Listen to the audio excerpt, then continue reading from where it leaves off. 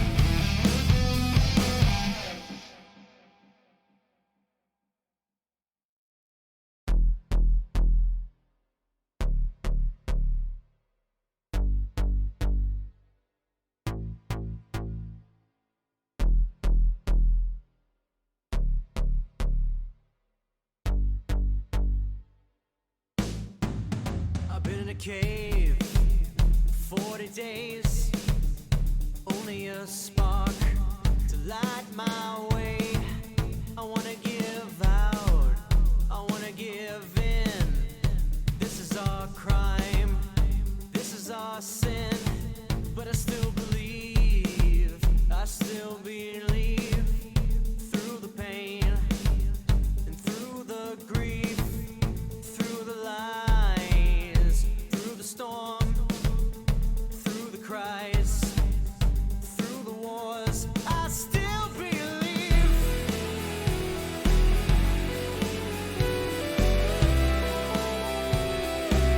Oh, I still believe.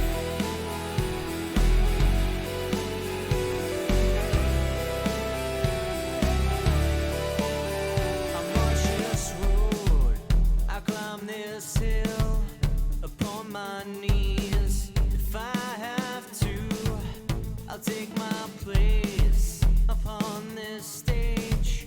I'll wait till the end of time for you like everyone else. I'm out of my home, walking these streets. Look at the faces that I meet. I feel like I wanna go home. What do I feel? And what do I know?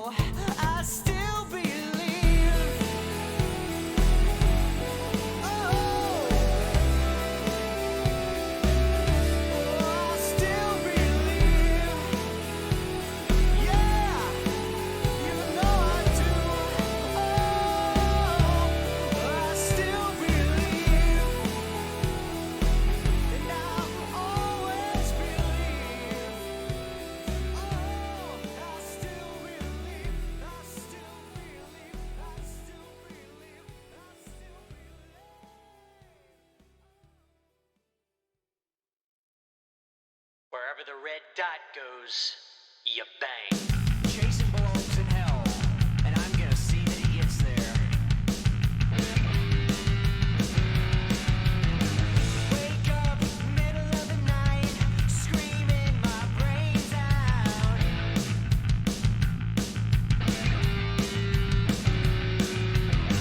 Get high, middle of the afternoon. No way, can't stop thinking about you.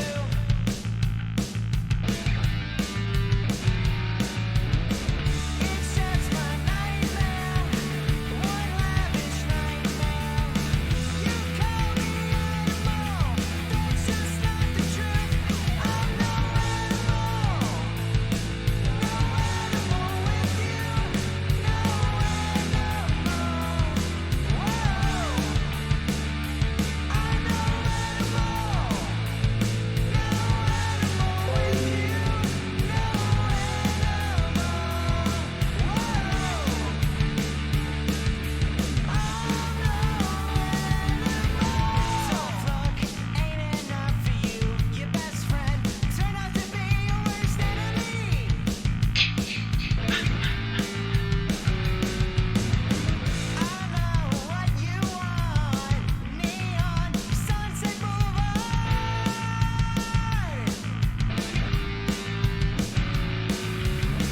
It's just my nightmare, one lavish nightmare. You call me an animal, but that's just not the truth. I'm no animal with you. No animal. Whoa. I'm no animal with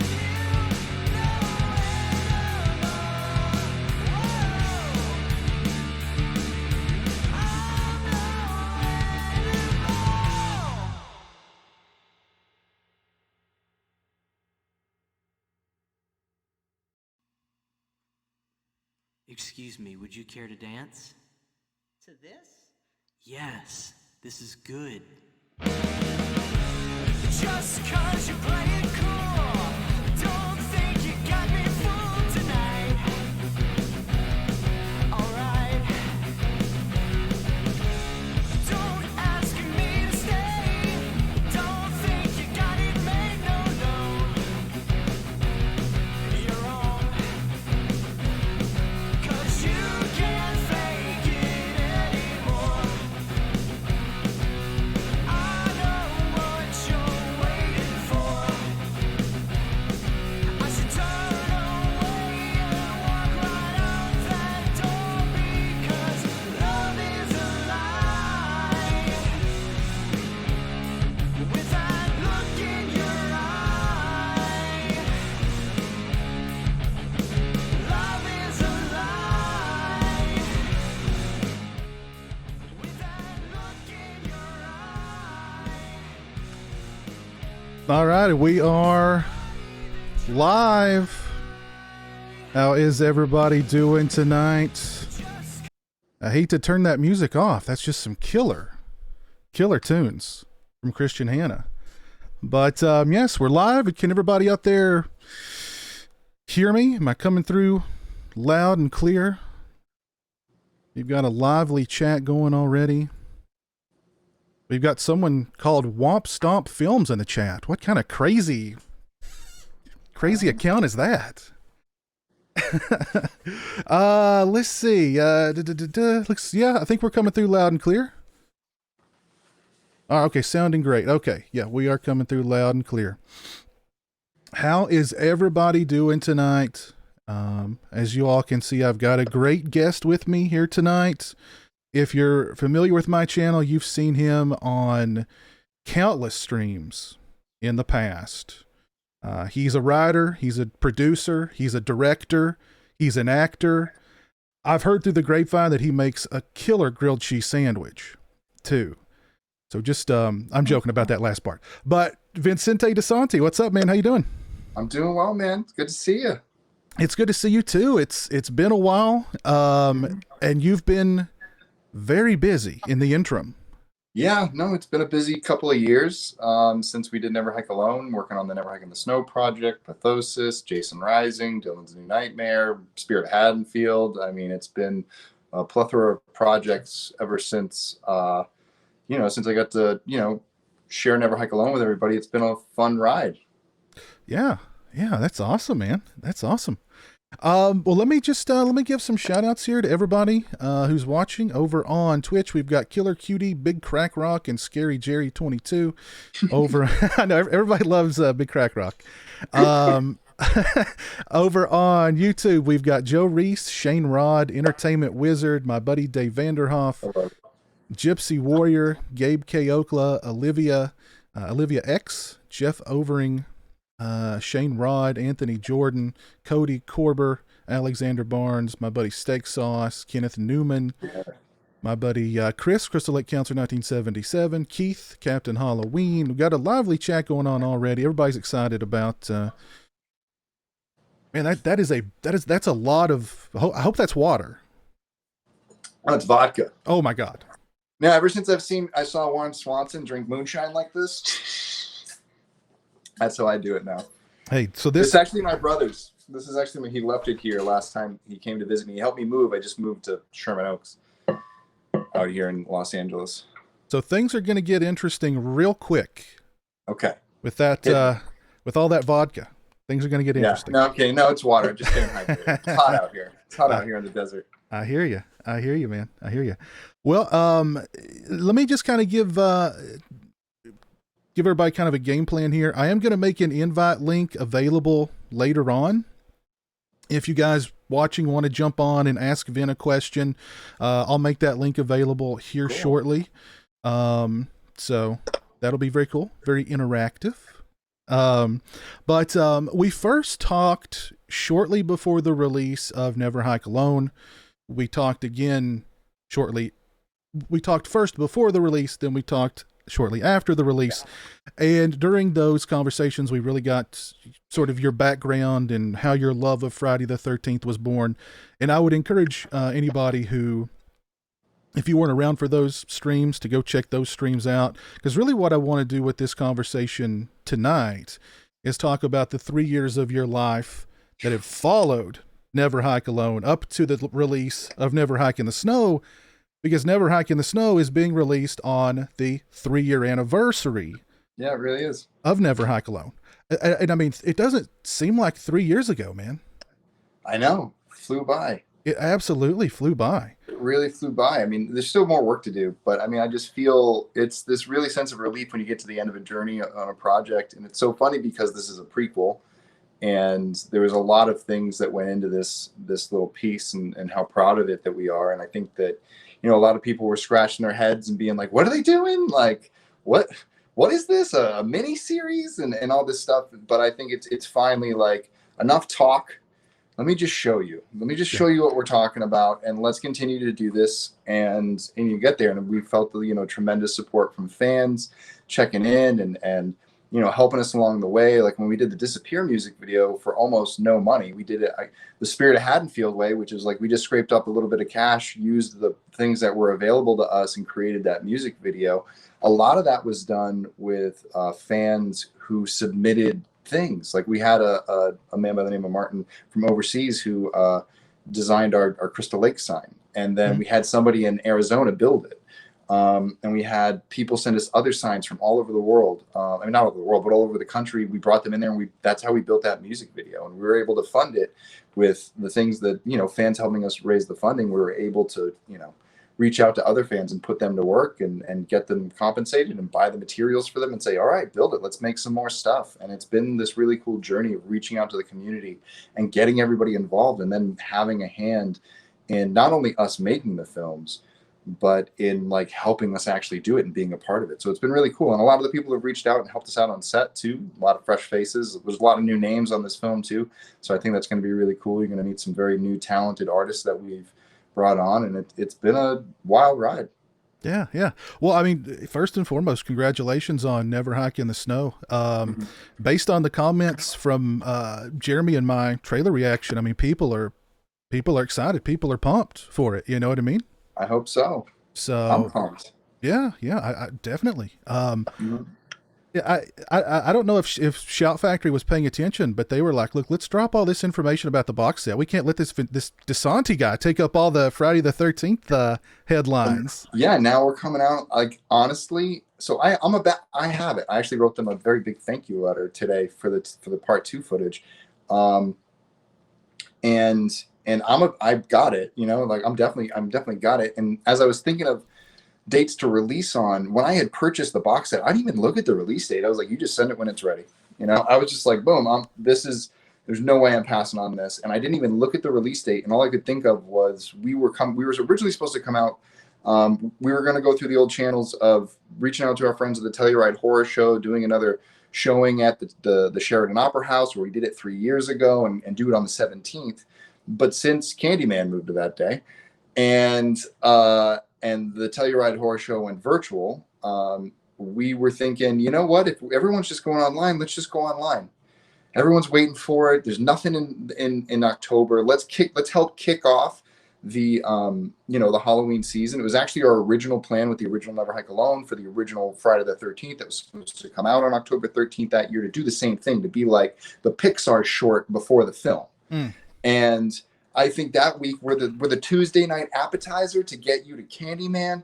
You can watch us for free on YouTube. You don't have to watch any ads, any BS. It's going to be HD. You can put it up on your big screen TV if you got that on Wi-Fi. It's being worked on right now with a really good post group. We have more time in post for this project, so that's been really nice. It's really come together, and everybody can watch it on October 13th. And everybody's seen what they've seen so far, and we're really holding our cards tight. And once you've seen the whole film, and we want to hear your feedback, and then it's time to decide, where we're moving forward, and if we're going to step into Never Hike again and continue this journey and make the next episode.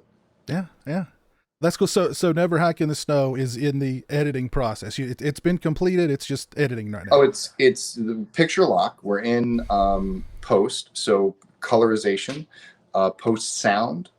We're doing the scoring. So Ryan Perez Dapple, who scored the previous film and scored the trailer, he came up with that kick-ass music that kicks in when Jason starts aiming his bow. He's back to do that. So everybody's just working. And so we're in that part of the schedule. I was just thinking, it's funny. I was talking to somebody about this before, about this part of the schedule where you have your release date. You're not done, but you're on schedule. And we should finish up by the end of this month, 2 weeks out of our production schedule. That leaves us time to upload, test our streams, make sure that we're not hearing any loud footsteps that are way too loud for one. If it's on my phone and it sounds good, but it sounds like crap on my speakers, like we can test it on everything. Mm-hmm. So we're going to go through a round of testing and then finally make our post, make sure all of our I's are dotted and, T's are crossed, because I'm not the greatest speller, as probably people have found out by looking at our stuff. But it's sometimes it's just like, we got to get it done and out. And so we don't want to do that with this one. We're like, let's have it fully packaged, ready to go. No big, problems with it. And when, on launch day, that's what goes out and there's no issues with it. Mm-hmm.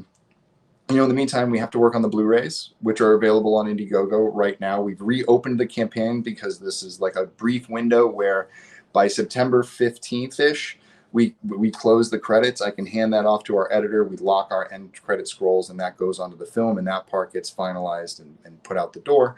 And then we'll leave it open in demand so people can continue to order this Blu-ray until we have our final version of everything that's done for the disc. Once the disc is done, we will close that, and then we will submit our order. And that's going to take around a 6-week turnaround. The film will come out in between then. We're hoping to aim for like an late November, early December release of the disc, where we ship it out and just start getting it to everybody. Right now, we're about 1,400 sales of Blu-rays, which is friggin' insane. Mm-hmm. The first edition Never Hike Alone sold 1,750 copies. And That was after the film released. That was it. That was in the red Blu-ray case, right? That was the red one. That was Okay, the dual. That was the dual disc. That's the one I got. That's the one I got. Yeah, and that one's real cool. We're doing something special for this one. When you guys get that red dual disc, we surprised you with that. No one knew the red cases were coming. No one knew the cover was. When we talked about the cover changing, and we actually showed it to you. But this time we have some artwork from Bill Hunt that was the inspiration kind of behind the entire piece, and it was the artwork that was on all of our production stuff, and there were little pictures that people posted. I was like, you can't post that picture because the picture's on the binder. Like, get it off the internet. And luckily, no one saw stuff. They didn't know where to look. But it's going to be that. It's this beautiful painting that Bill did. It's actually going to have a secondary piece that is really cool that I think you guys will like. That's on theme with the trailer, but also an old throwback. And so it's this really beautiful artwork that we're going to save for people. It's spoilerish, so we don't want to send that to people and then them open it up. They should watch it on YouTube first. But if you are planning on like waiting till December and like avoiding all spoilers, if you contact us, we'll put like a privacy sleeve in there for you, and you can watch the disc, and then you can take the privacy sleeve off and enjoy the artwork. The artwork that you see now is actually going to be the second edition. So when we start to do campaigning for Never Hike Again, we'll offer the second edition Never Hike in the Snow Blu-ray. We'll have the original Chris Hernandez art, which is the kind of the illustrative Lauren Aranis original Never Hike Alone type art, like in the second edition Blu-ray for Never Hike Alone. The more illustrated version, the original stuff that we came out with the original campaign. And eventually we'll probably do a third, just because of the poster art that we had by RYHV Creative do. And it's a beautiful poster. People seem to like that one too. So we'll have the options kind of like that. And it all goes towards funding our next episode, and we'll pre-order for that episode and probably do a lot of the same things. I think we found our stride with crowdfunding and what people want to see and what they're willing to pay for. And I think we're putting it at a good price. So they're getting stuff without being too far out of pocket, and we're getting the funding we need to create the content that they want to see. And it's a good exchange so far. And I've been really proud of what our team and the fans have been able to accomplish. Yeah. Very cool. I'm still waiting for my Ghost Talk perk. Still waiting for that. You're on there. I know. Looking forward to that. Getting that Ghost Talk. And I think those that you've seen them come out, the quality of them is they look really good. They look really good. It's Sculptor Dying, A New Kind of Fear. I know another 10 just went out. I can look up the names later to see who the next 10 are. And when 10 are ready, I send them the next batch of people in the list. We prioritize domestic shipments, just because right now shipping international is really risky. Yeah. So we're trying to really be careful with our shipping, because when a mask goes missing, that is a huge hit. Right. Yeah. You just kind of like you kiss that entire investment goodbye, and you have to start from scratch, and you have to make somebody wait. So it really hurts us when that happens. It's happened multiple times with the USPS. I probably lost about a dozen masks over the last 3 years. Oh, wow. For stuff, it's some of it's, I have 2 or 3 of my fault, so I got to take that. But the other 9, thank you for that, USPS. Wow. Please put the sorters back. I've got plenty of horrible USPS stories. I've actually got an unboxing. I think all our creators out there. I've actually got an unboxing coming up in the next couple of days, and this is I don't know if they were using it like an accordion, but Ace Ventura. There you go. So. I always loved the opening of Ace Ventura, but now I feel that pain every time I watch the opening. I'm no, Ace, don't. Yeah. That's a Blu-ray in there. Exactly. Yeah. Oh gosh. It's so funny. So, almost 3 years, over 1.6 million views later, mm-hmm. You've traveled with Never Hike Alone to various conventions and film festivals. You inspired countless people to make their own fan films. So, I mean, what's the last? Yeah. So, what's the last 3 years of your life been like, and how have they changed you as a person and as a filmmaker? Wow, dude, the deep question going right off the deep end, right on the day. It's been a wild ride, man. It's been a lot of ups and downs. I've had a lot of changes in my life. I'm no longer married.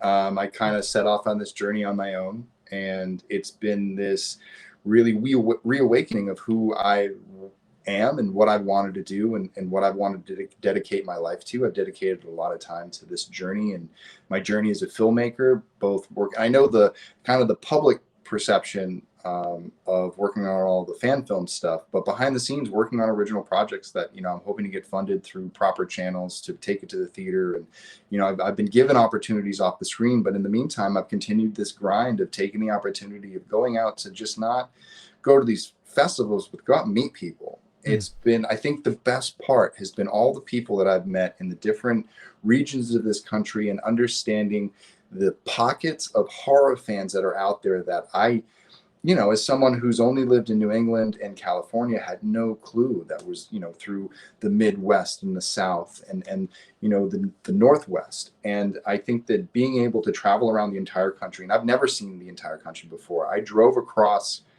the country to get out here to LA, but I didn't really stop and look around and get to meet people. And now I've had that opportunity. I've gone to Indianapolis, 4 or 5 times, Cincinnati, Chicago, Atlanta, Charlotte, places that I've only flown through, never stopped in, and got to meet people. And I made friends, who are from all over the country, have all these different talents and passions, and, authors and mask makers and t-shirt sellers and jewelry sellers, and all these different people who are on the con circuit, this con family. And, when I got to do some time with the House of Indie Horror and Berkeley Newing and Stacy Pippi and Reels of the Dead and stuff like that, that was a great experience, because I got to go on the road and actually do a lot of panels where, one of my favorites was with a good friend of mine, Tony Wash, who works for Bloody Disgusting and runs his own Scotchworthy Entertainment. And, he had done during this time Skeletons in the Closet,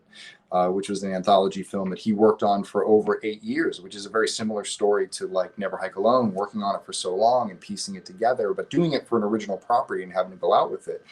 And it really gave me the understanding of the place of a fan film within this indie market, and paying respects to the fact that we are benefiting from the fact that I have a hockey mask on my Blu-ray, and that we're dealing with very lenient laws here as far as what we've been able to do. I was telling somebody today, it's kind of like the Wild West. We're making up the rules as we go, because we saw the rules that Star Trek are following, but I think every single fan film has broken those rules so far. But we've done it in the spirit of, we need to get these films made, but how do we stay transparent, and how do we stay focused on the fan and what they want, and how we can make sure that when they feel like a fan film or your fan film, when it's your responsibility to make it, that either you're not doing it right or they want to see something specific, that we're catering to them and we're listening. And I think that that's really important, and that's what being on the tour taught me. It was meeting other filmmakers, seeing their struggle, understanding that we too were creating original content, with Pathosis last year, and finding the struggles of that, of saying we raised $50,000 for Never Hike Alone Blu-ray, and then we came back with, hey, we got our original project and we raised $7,000. I put up a catch-all Indiegogo just to get people, just the last few scraps of dozens of people that I thought would want another Blu-ray, and 200 people are grabbing a Blu-ray. And I'm just staggered by the amount of times that I walk into a room and somebody doesn't know what Never Hike Alone is, and then I drop it into a new region and it just spreads like wildfire, and the next day I got all these new people who know who we are, and we're able to use this platform for many good reasons. One, to share our art and create stuff and inspire other people too. And when people reach out to us and they need help with their production and they're like, I don't know what I'm doing, or I got this script, it's halfway done, can you help me with it? It's we can't help everybody, but what we can do is give you advice on how you can surmount your own problems. Because I think one thing we do when we're in trouble is we seek out help and we hope that somebody can solve our problems for us, but that doesn't do any good for us. Yeah. I can just give you an example of the time that I went through the same struggle, but I got through it, and here's where I am now. And if I rewind the clock on my life back to 2015, I'm a wannabe filmmaker. I haven't made anything. And I'm at the Stanley Film Festival in Estes Park, Colorado, which is probably the greatest festival experience of my entire life. When I watched a lot of my heroes running around this area, just sharing their films and filmmakers celebrating their work. It was really inspiring to me, and I wanted to be there. And I was nowhere close to that. I was who I was when I made that first trailer that I talked about in the behind the scenes on our YouTube, about how I was so embarrassed by it. And now I put up the trailer that I put up the other day, and I feel like, wow, look how far, look at the steps we've taken. And, you know, it has to do with the people that have grown around me and the people that have collected around me. I've driven with this passion through, but the people that have come into my orbit to create Womp Stomp Films have really made it so special. And I think that that's kind of, and that goes for the fans, and that goes for my crew, and that goes for the people that I meet on the road that I look forward to seeing at shows, or the new people that I meet who want to know the story and want to know how we got to where we are. It's all kind of this one big ride that I've been on, and just using it as fuel to get to the next stage. And that stage right now is Never Hike in the Snow, and releasing that. And just hoping that once again, we've given fans something that it's unexpected, and it leaves them wanting more. Well, it was really cool getting to meet you at Horror Hound Indianapolis. Gosh, a couple of years ago, something like that. Sounds about right. Yeah. So it was really, really, really cool to meet you there and hang out with you for a little bit. But yeah, you hit on a couple of things. Somebody asked, well, how you've become sort of the shepherd of fan funding and crowdfunding fan films. I've had at least 2 or 3 people that have come to me asking about, crowdfunding fan films, and I'm like, just go talk to Vin. Yeah, and I have an email. Yeah, I literally have a pre-typed email that I just send to people, because I'm like, it's this simple. It's literally look at our mission statement, look at our basically what you see on our Indiegogo pages is what I was instructed to do by the people who run Indiegogo. And there's a couple things I left out on this campaign, because there are things that I think people do want to know, but if you cover it in certain areas, like where the funding is going, like that, like we addressed it in our video, rather than me having to make another mask poster of saying it's going here, here, and here. It's because it really goes in 1,000 different directions. It just goes to each of the different things that need to happen for the film. And then we take care of JD and Penny Pines. And then we also have our private project, we call it Project College Camp. That's the name of the camp that we film at. And we use that just to repair that camp, because it is public property. And they've kind of given us permission to take care of it in a certain degree. Like we can't build a new cabin, but like when we see glass, and like there's extra wood, and there's lots of stuff that just people, if they're walking around, they can get injured. Yeah. And we go up there and kind of volunteer just to make sure that when things like a tree fell on the roof, and there's a huge hole, there's splinters everywhere, it's really dangerous. So we're going to go up there and kind of pick that up to a certain degree. We obviously want to leave it for the film and make it look cool, but we can dress that set when we need to shoot, and we can dress it down. We can talk about that while we're up there. And a lot of that is going to go in the preparation of what goes into the next film. As we go up there to fix the camp, we're going to talk about the things that we need, because we're returning to our original camp. We're going to have Tommy up there. And we want to be ready for that. There's stuff that we got to rebuild, like we got to put those tables back and things like that. So we have a challenge ahead of us, because the road's no longer working. So everything that we do is going to be wheelbarrows up and down a hill. And I think if we spread that work out over time, and we really set our sights on this, that we can set up for the next stage of this and be in a good area. So that's why I think some of this extra funding that's coming in is going to go really great, because it's going to go towards fixing up that camp. And it's going to set us up to, our next Indiegogo will be all about just the production of the film, and not having to make up for our lack of being able to get up there, that we can take care of that over the winter now. Yeah. Well, something that I think is interesting, you've, like I said, you've become sort of the shepherd of fan funding and of, crowdfunding films that way. As successful as Never Hike Alone was, I don't know if many people know your first attempt at crowdfunding, it failed. Yeah.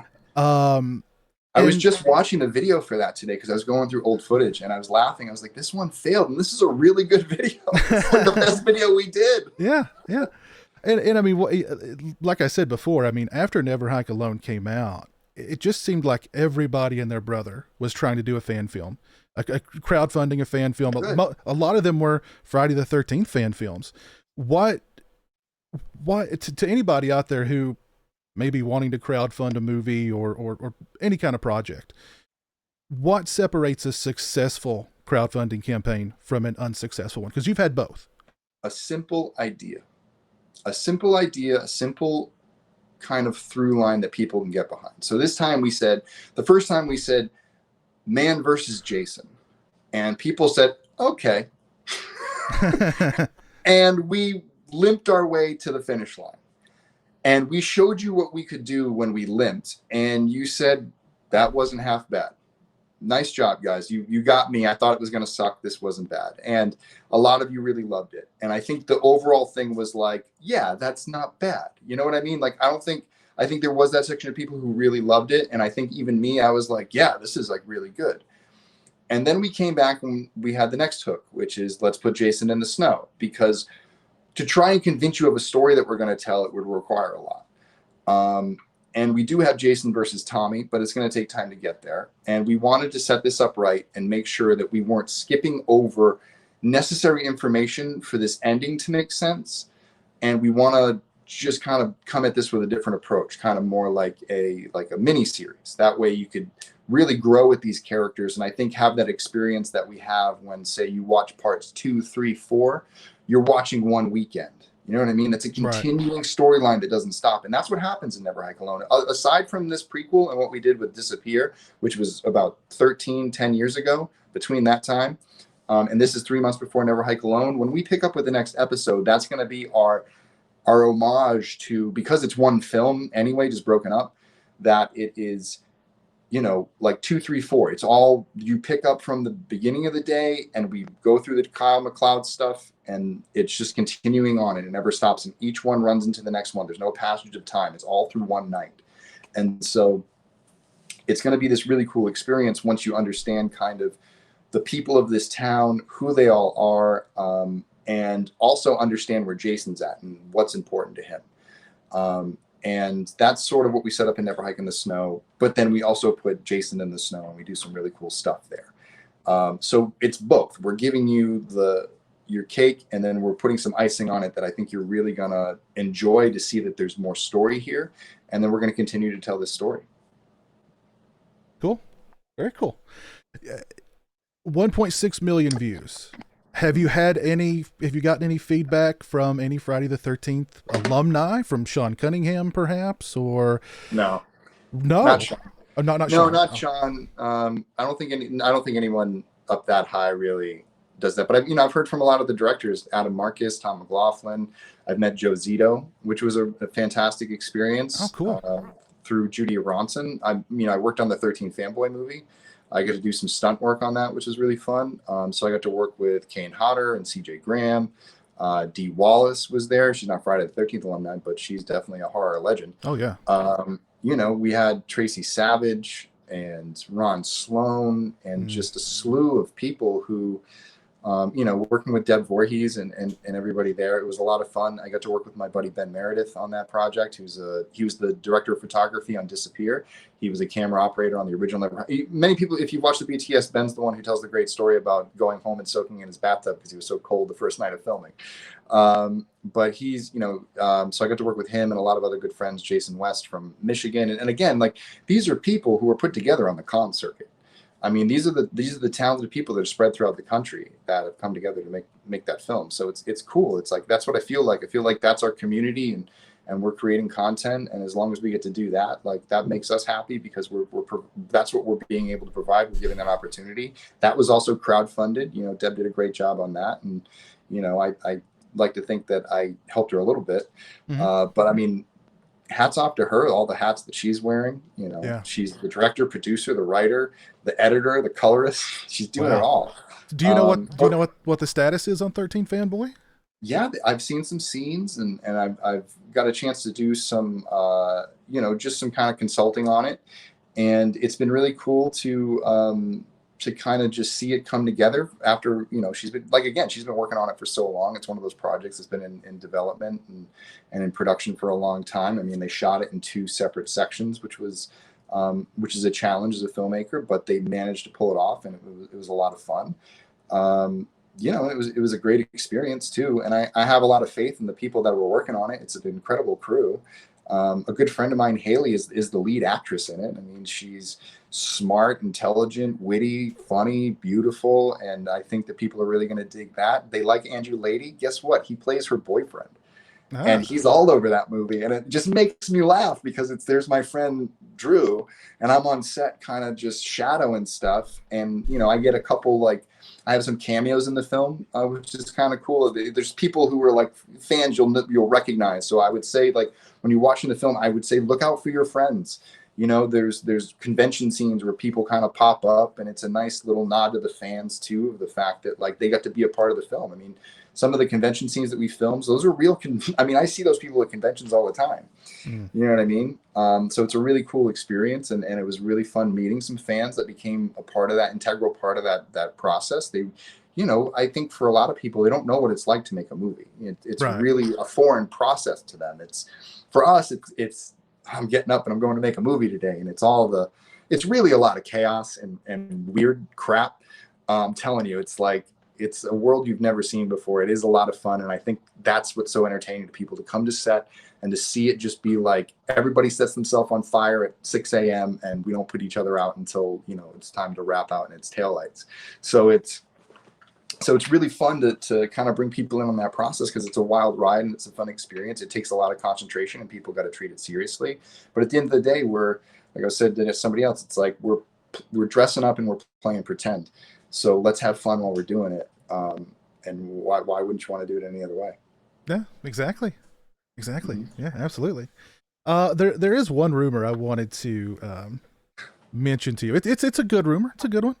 Oh yeah. There was a rumor way back that Ghost Jason was going to become a playable Jason character in Friday the 13th, the game. Was that going to happen? No. Prior to? Oh, okay. No, it wasn't gonna happen, as far as like it was a done deal. I had brought it up to Ronnie, because Ronnie as I don't know how many people know that I got to do the free kick kill for the game.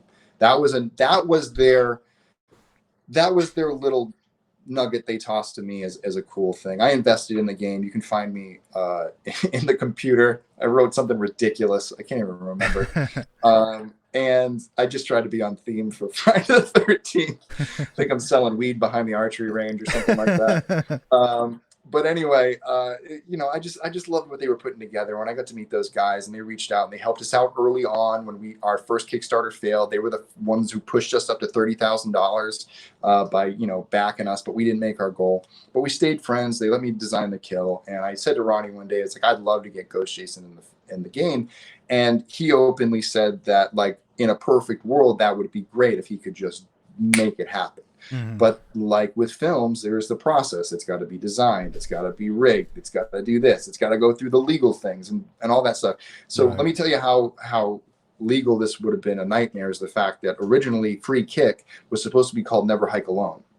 And they literally wouldn't call the thing Free Kick because of Never Hike Alone.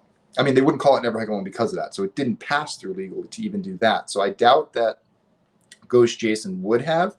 Who knows if they never got into a legal battle and there was a conversation that could have been had, and there are funds that could have been raised through Indiegogo, and if I could have presented them a package to say, can we build you a Never Hike Alone expansion pack with our crowdfunders? If we raise enough money, how much will that cost? And if we hit that goal, let's make it, because college camp and our Jason would be a cool addition to the game, on top of all the other things they were working on. So on top of that, they had the Jason X stuff that they were working on, all this stuff, the Larry stuff, the just all those other things they were working on. I got privy early information too when I did the game. They were showing me some of the stuff, and I kept my mouth shut. I didn't say anything. I was really happy to kind of know that stuff and kind of know that was coming in the game, and that they had such a bright future for it. And it was really for, long term, if they got through all their other stuff and they were looking for new content, that I put that on my radar to try to do that for fans who would back us. But again, it comes down to, if that's what the fans want, then we'll raise the money for it. If we can't raise the money for it, then that's the choice by the fans, that they were like, thank you, but no thank you. So it's just really about how much fans really invest in it and what they want. And ultimately, we've all been robbed of all the official stuff. So all we have is this fan stuff. So all these guys that are coming out, and all these ladies, and please, we need more female fan films out there. I see a lot of dudes like throwing their weight around as Jason. I think it's time to see some like different stuff, and I think now is the time. Mm-hmm. I think that we should be supporting each other. You know what I mean? I think it's time for fan films to kind of show the studio, show Sean and Victor that like we're tired of waiting. We're tired of the waiting game. We're tired of the legal system. We want a solution. We want news. We want updates. And in the meantime, we're going to entertain ourselves. And we're going to show you that we want to invest in this franchise. And if you would allow us to, we will pay for those tickets to go to these theaters. We will pay for that streaming service when you put it on, you know, some streaming service through whatever you're going through, Netflix or Hulu or HBO Max or whatever the hell it is. It's like we're here for Friday the 13th. The fans are here to support it. And since they don't have anything to support, they've turned to us, the fans, and it's become a big responsibility. And anytime someone steps up to that plate, it is a responsibility. And I think that because we've been successful, because we've hit our goals, because we've delivered on what we've said we would, and many other fan filmmakers have, and that's been great. And I've seen some really good work by like the guys at Vengeance who did work with the St. Jude's Children's Hospital and worked with those kids and raised a lot of money. And they were fortunate enough to, you know, find partners in that film to help them focus on the production and use a lot of the money that they raised to do some real good in Seattle and stuff like that. You know, we've been able to work with, donate some money here and there. We actually just recently started donating to, actually I say recently, but it's been a year now. We've been donating to the Special Olympics. I heard about that. Yeah, no, I was kind of like, it was funny.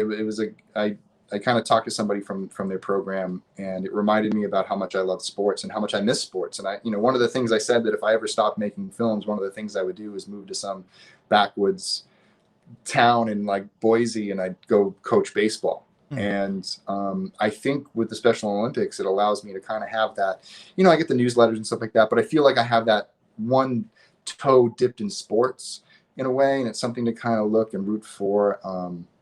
And I think it's really nice. I think they do a lot of great things for you know, special needs athletes, and I'm happy to give to that program, and it really means a lot. Yeah, they do a lot of great stuff. I was a coach in the Special Olympics for a while. Jeremy was in the Special Olympics for many years. So yeah. What was his event? He did the 50-meter dash and the 100-meter run. That was mine. I used to run track in high school. That's what I used to run. Yeah. The 50, and I used to do the 300, which was awful. The 300 and the 400 are the two most painful races. Oh, maybe the 800, but I don't know. The 4 at full tilt is a muscle burner.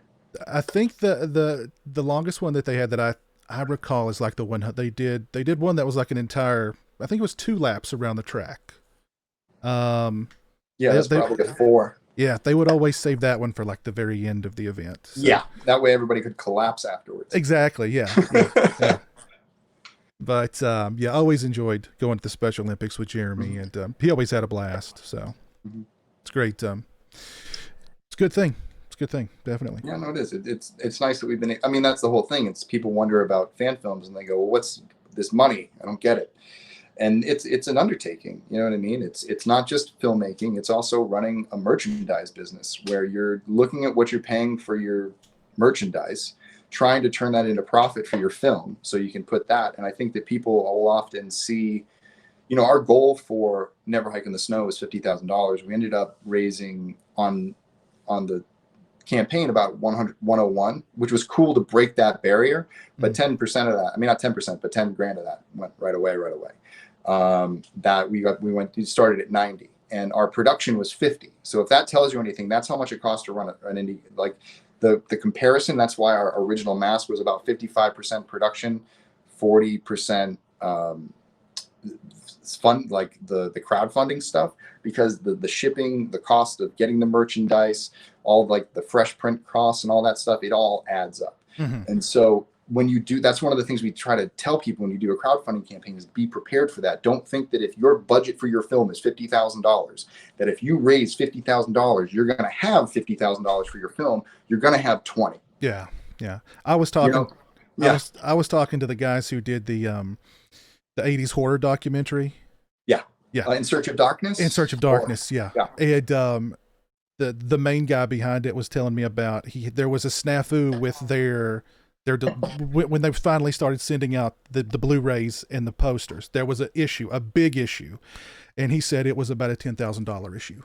Yes. So he said that was a learning experience and a very expensive learning experience. Yeah, I ate some of those on Never Hike Alone. I mean, this is the thing. I think in these 3 years, I've just been refining this process because it has been trial by fire. It always hasn't been successful. The art has been successful, but the finding a way to balance not ripping fans off and paying for the things that we need to pay for has been a struggle because I'm kind of too nice of a guy and I don't want to charge $45 for a Blu-ray, and I never will. I promise you.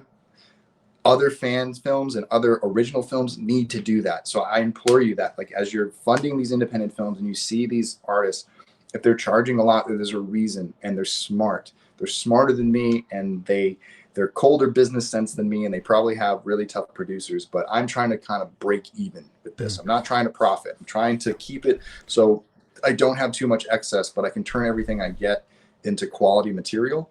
And that's why we're doing it in short spurts. But don't get me wrong, if Never Hike Again raises us enough money, I will go and I won't just make Never Hike Alone 2. I will make the movie. And I will figure out a way to do it if we raise enough. But in the meantime, we can break it into sections, and I'm going to give fans the option. It's like, and I think that with Never Hike in the Snow, that was part of the strategy. It's like, I want to show you guys that we're really capable of a lot more than even Never Hike Alone showed. You know, we were handcuffed to our premise. And to a degree, we couldn't do the typical Friday the 13th things. I'm a huge Friday the 13th fan. It killed me not to have a lot of kills. It killed me not to show you Axel and Denny getting murdered to bits. And I want to do that now. Yeah. And I think that in order to do that right for the movie that is Never Hike Alone 2, I need to show you that I'm capable of it. And I needed to do it in a small package because I won't be able to make Never Hike Alone 2 for $50,000. It's going to have to be hundreds of thousands of dollars that will need to go into it. It will need to be a big investment. I think that this campaign is a good example of how we've refined our process. This project and this film is how we've refined our storytelling, but we're still bringing you all the fun things that we still do as Womp Stomp, like all those little camera tricks and all the cinematography and all the tension and the scares and the story and the emotion. It's all there. And it's really great because the cast in this thing, Tom Matthews, Vinny Guastafara, Cortland Gordon, Anna Campbell, Brian Forrest, myself. I can't say for myself. I think I do a pretty good job as Jason, but I'm really surrounded by a lot of great people. The director of photography, Evan Butka, and his team. You brought on Doug Tate to play Jason, didn't you? Doug did not play Jason for this one. So Doug signed on. And we were originally supposed to shoot in December, and we had a small window to shoot with Doug. And then we raised more money than we thought we would.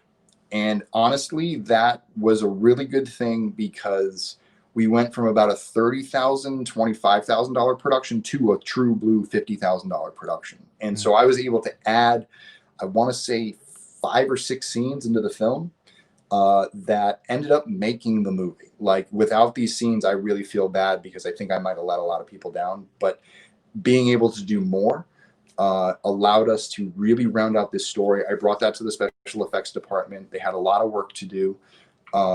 And we needed to push back production so they could do that. But we had the funding for it, and that was the best part. We kept funding open, and that continued to kind of feed us as we went for all the additional costs that were coming up for all the new scenes. And, we went back and we ended up shooting in February because in January I went to 13th Fanboy. I went to New Mexico and I was out there for a month helping them with all the stunt sequences and things like that. I got to design a few kills on that one too, which is pretty cool. We put together a few sequences of camera moves for how we would sell some kills, which came, Nora Hewitt, who does the special effects on Never Hike in the Snow. She did it on 13th Fanboy. Well, that's actually where we met. And we met last August, and we worked all fall and winter on all of the stuff for the film. So all that money as someone may have heard me talk about before, is like we put all that money into stunts in the last film. Well, now it went into special effects. And I think that people are going to be really happy with the type of work that we do for this. Let me see who else is just like shining. I mean, going back to the cast, having Tom and Vinny back, they play pivotal roles in this film, but it really is an ensemble movie. Everybody has their own storyline, and you kind of like need to follow to see who goes where and what happens to who. It's really, there's lots of kind of twists and turns, and you want to know what the motives are, and you want to know what everybody's trying to do. And it kind of sets up the rest of the series as well. Like I said, it's going to leave you wanting more. Yeah. I can tell you that. So is Never Hike in the Snow, is it a part of the overall Never Hike Alone series, or is it intended to kind of be a segue from Never Hike Alone into Never Hike Alone 2? No, it's just meant to be like a segue. It's meant to be a reintroduction to the world of our Crystal Lake. So we've expanded the world. We got new characters. We found more locations to expand our camp, new rooms. You've seen some of it in the Disappear music video, Jason's attic. And it is different from things in Never Hike Alone. That doesn't necessarily mean the things in Never Hike Alone don't exist. We're just in different places. And so this world kind of unites both worlds, this short. And you're going to get kind of an introductory episode to each character and what their role in the town is to a certain degree. And as the story progresses and we go into the opening scene of Never Hike Again, we're picking up 3 months later after this movie. And these events all coincide with the Kyle MacLeod incident, which is the morning of Tommy waking up and going to work and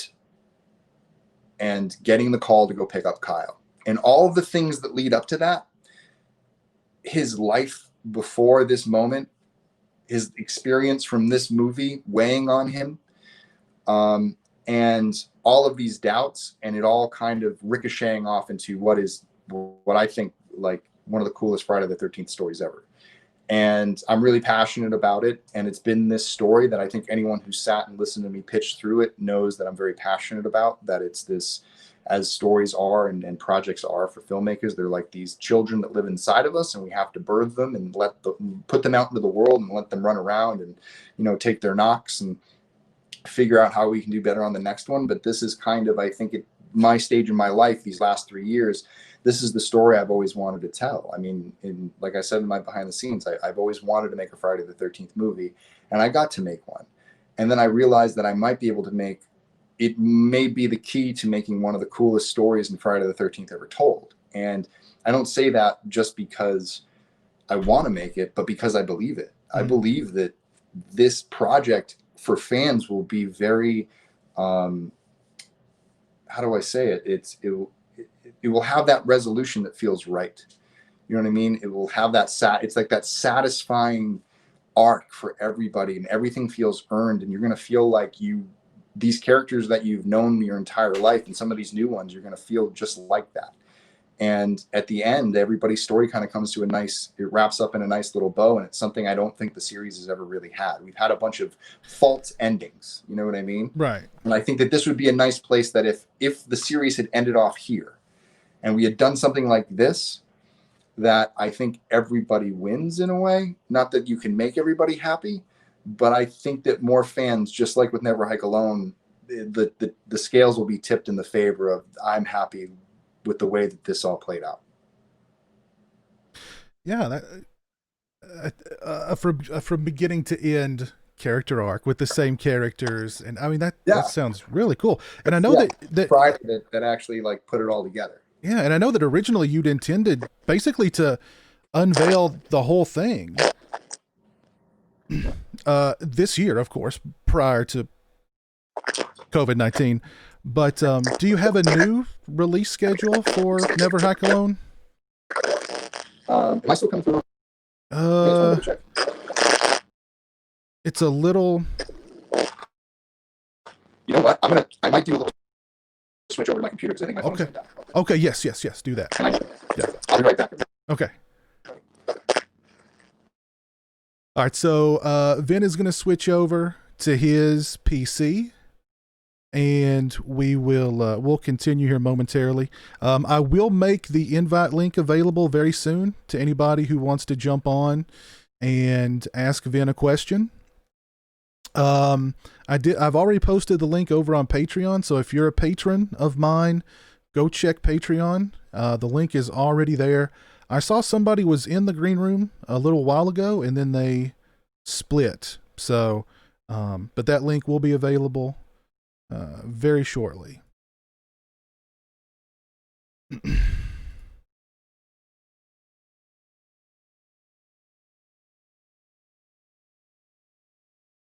But I've seen some good questions being asked in the chat.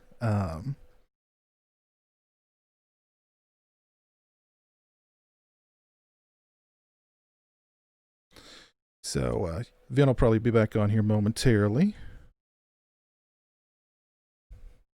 But how's everybody doing tonight, by the way? Hope everybody's doing good. If you've not dropped a like on the YouTube stream, please do so. I would certainly appreciate it. All right, we've got Vin back. All right, so I'm back, but I might not be able to hear you now. Can you hear me? That was the problem we have. Yeah, I'm still not being able to hear you. Okay, let me try something. Hold on. Here's what I'm gonna do. I'm gonna go right now? to my computer. What about now? Nothing now? What about now? Let's see. Can you hear me now? Anything now? Anything now? How's that? No? Can you hear me now? Oh, goodness. That's not good. I'm going to be right back one more time. Sorry, Okay. guys. I Okay. really do apologize.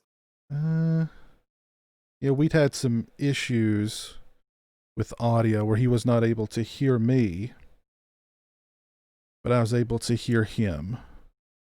So hopefully we'll get that worked out.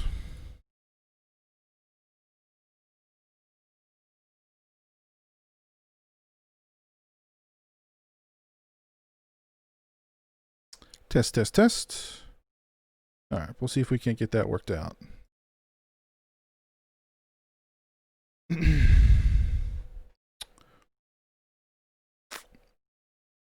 Piz was Tom? Was Tom what?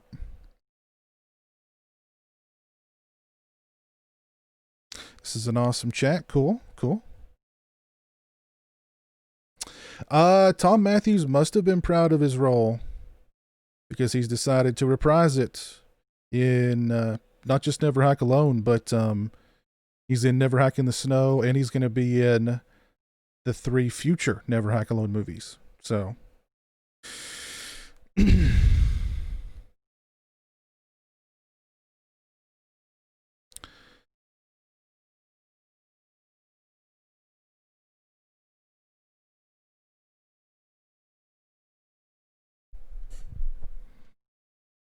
all right, let's see. Vincente is back. That's better. Now I can hear you. Oh, you can hear me now? Okay, cool. Yeah, so now I'm on an iPad. Sorry, guys. We're trying. I'm like Ghost Jason. I'm just every bit of technology we're using tonight, sorry, man. guys. Yeah, no, I don't know why. I mean, yeah, I don't know. I guess there's kind of seen into it now is we couldn't get my computer to work, so we jumped to my phone. But I have my phone plugged in. It's just not. It's not really handling it. But I got plenty of power on this thing, so we should be good for a while. Okay. All right. Cool. Very cool. And I'm still coming through nice and clear. You can hear me okay? Yeah, I can hear you good. Can hear you just fine. Absolutely. Cool. Here, let me see. so I can see some questions too. Yeah, I was That's asking. my first stream. I'm really entertained. Thank you. I'd asked, do you have a new release schedule for Never Hike Alone 2, 3, and 4? Yeah, I mean, basically, we'll just take it. Here's kind of my release schedule for Womp Stomp Films because we do have some original projects that we got to do, and so we're doing Never Hike in the Snow now. We're going to do that. The next project I want to try to get out is a project called Ghost Chicken. It's an animated horror film. It's going to be the first one through for Womp Stomp Films. Going back to my animation roots. So during COVID, we're going to try and create something animated. So so that way we don't have to worry about the additional costs right now that productions have to take on and create something. So Ghost Chicken's about a vegan restaurant that's haunted by the ghost of a chicken. And that's awesome. Yeah, and it's just fun, like maybe 15-minute short film. We'll offer a lot of the same perks that we do for Never Hike Alone. I know it's a short form, but we will do a Blu-ray, but we'll try to do a lot of special features on it, just like we're doing with, just like with Never Hike in the Snow, you're getting Disappear and you're getting behind the scenes, and we're doing more kind of behind the scenes stuff for you. So that'll be a lot of fun. And our friends are making a lot of animated things. So if we can collaborate with a few animated projects, or I can get a couple buddies if they have animated projects they want to put on our disc, we can add it to it later on and kind of make it a nice little Womp Stomp animation grab bag disc or something like that. So yeah, we're trying to work on that for next year. And then over the winter, as we're working on our camp and getting ready for Never Hike Again, it's up to my producers to kind of put together our budget, figure that out. I think we need to pick a good time for everybody to know that we can enter into production safely and responsibly and not take on too much production cost or figure out the production cost of what it will take to film some of these scenes. Luckily, a lot of them are isolated, low character counts. We always try to keep our sets pretty low on that sense. Crystal Lake's not a populated town, so Right. there's not a lot of people walking around, thankfully, except when we start getting into the hospital scenes. So we have that. So eventually we're going to end up in a hospital in the 3rd episode. So you have that to look forward to. Jason takes Crystal Lake. I think anyone who sees the poster kind of sees the kind of Halloween 2 vibes there. I've been throwing that out into the world lately. I've always wanted to see basically like that part in Friday the 13th, part 4, mixed with Halloween 2. And that's really that's the middle part of this movie, which is really cool. But it's really intense, and there's some really good scenes, and there's a lot of cool, like, wow moments of like some theory stuff about Friday the 13th that I think will be really cool. And I think you'll finally see what Tom's mission is. It's kind of like when that gets revealed. So some really cool stuff on the way for fans, as long as they're willing to take the ride with us, you know what I mean? Yeah. So does like 2 spill into 3, which spills into 4? It's all one continuous story. It's Okay. all one continuous night. So where we leave off in 1, where we leave off in 2 and we go into 3, it is a seamless transition. It's like it picks up the next day, but the way we've rewritten it for the episodes is each one has its own introduction, which is really cool. And it's stylized for that kind of theme of that episode, and it's really cool. So we've expanded out the idea because we know we're working in pockets now, so we're trying to expand out each section of the script so it has a little bit more than just like a first act of a film. It acts more like a traditional narrative of a TV show. Very cool. Very cool. Well, I think everybody who's seen Never Hike Alone, when Tom Matthews appeared at the end, of course, the inner fanboy had to pop. And like you said earlier, you've expanded the cast. Vinny Gustafaro from Jason Lives is back. Doug Tate's going to be involved in some aspect. Yeah, I know. We have an open invitation to Doug to come and help us out. It's just always going to come down to schedule. Okay. When we push back, I don't know if I think that might have been when I didn't finish my story, but we ended up pushing back the schedule, and it just conflicted with a commercial Doug was doing. So Brian and I stepped back into the suit for Never Hike in the Snow. I got to say, Brian probably does a little bit more of the heavy lifting in this one because he did all the snow stuff. And a lot of it was very complicated and it was very hard in the snow. So he really did a lot of the work. And then I got to do like kind of the glory work. So I kind of Mandalorian'd him for this one. I'll give him the credit. There you go. Disappear, so I'm carrying that over. There you go. So I had to do that one all by myself and direct. So this one, that's the great thing about Brian is having him on set. Him and I have become one with Jason. He knows what I want. He knows how I move, and I feel like I'm watching a mirrored reflection out there now, and it's really nice. And so when a lot of people say like, Vince, nice job with the bow, I'm like, you know what? When you hire a stuntman who's a professional archer, yeah, it pays off. I'm an amateur archer. I love archery. And I think everybody getting mad about the bow, I think you can back off because they used it in 2009 and they didn't even show you him shooting it, which is kind of like, I feel like part of the fun. And in part 1, Pamela uses it twice. She uses the arrow on Kevin Bacon, and she shoots Bill up against that shed like a mother. Yeah. So she unloads on him. Yes. Yeah. I don't understand the dislike for the bow. The bow makes Jason more. I think it's fine. There's always a few grumblies in the crowd. Let them gripe.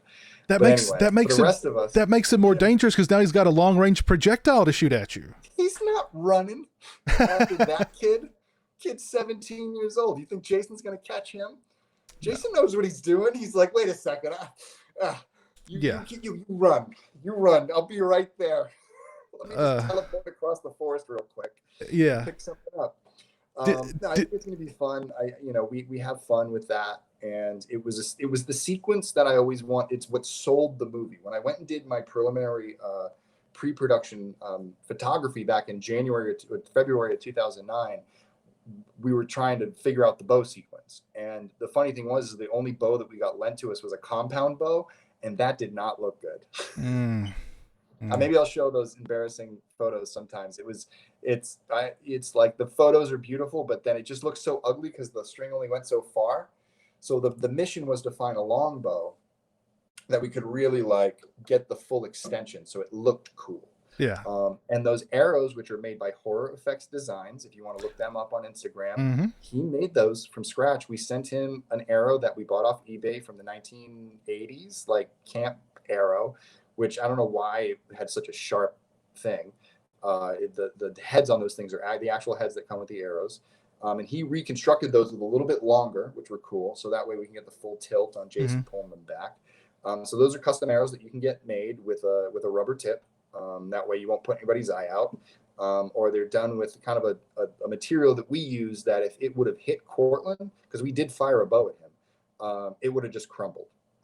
So it was a safe, so we had like a safety one on there, and we did one with the I think we did one with the real tip on there, so we could get a real nice close up on it. But other than that, we didn't want to put anybody in danger. You know what I mean?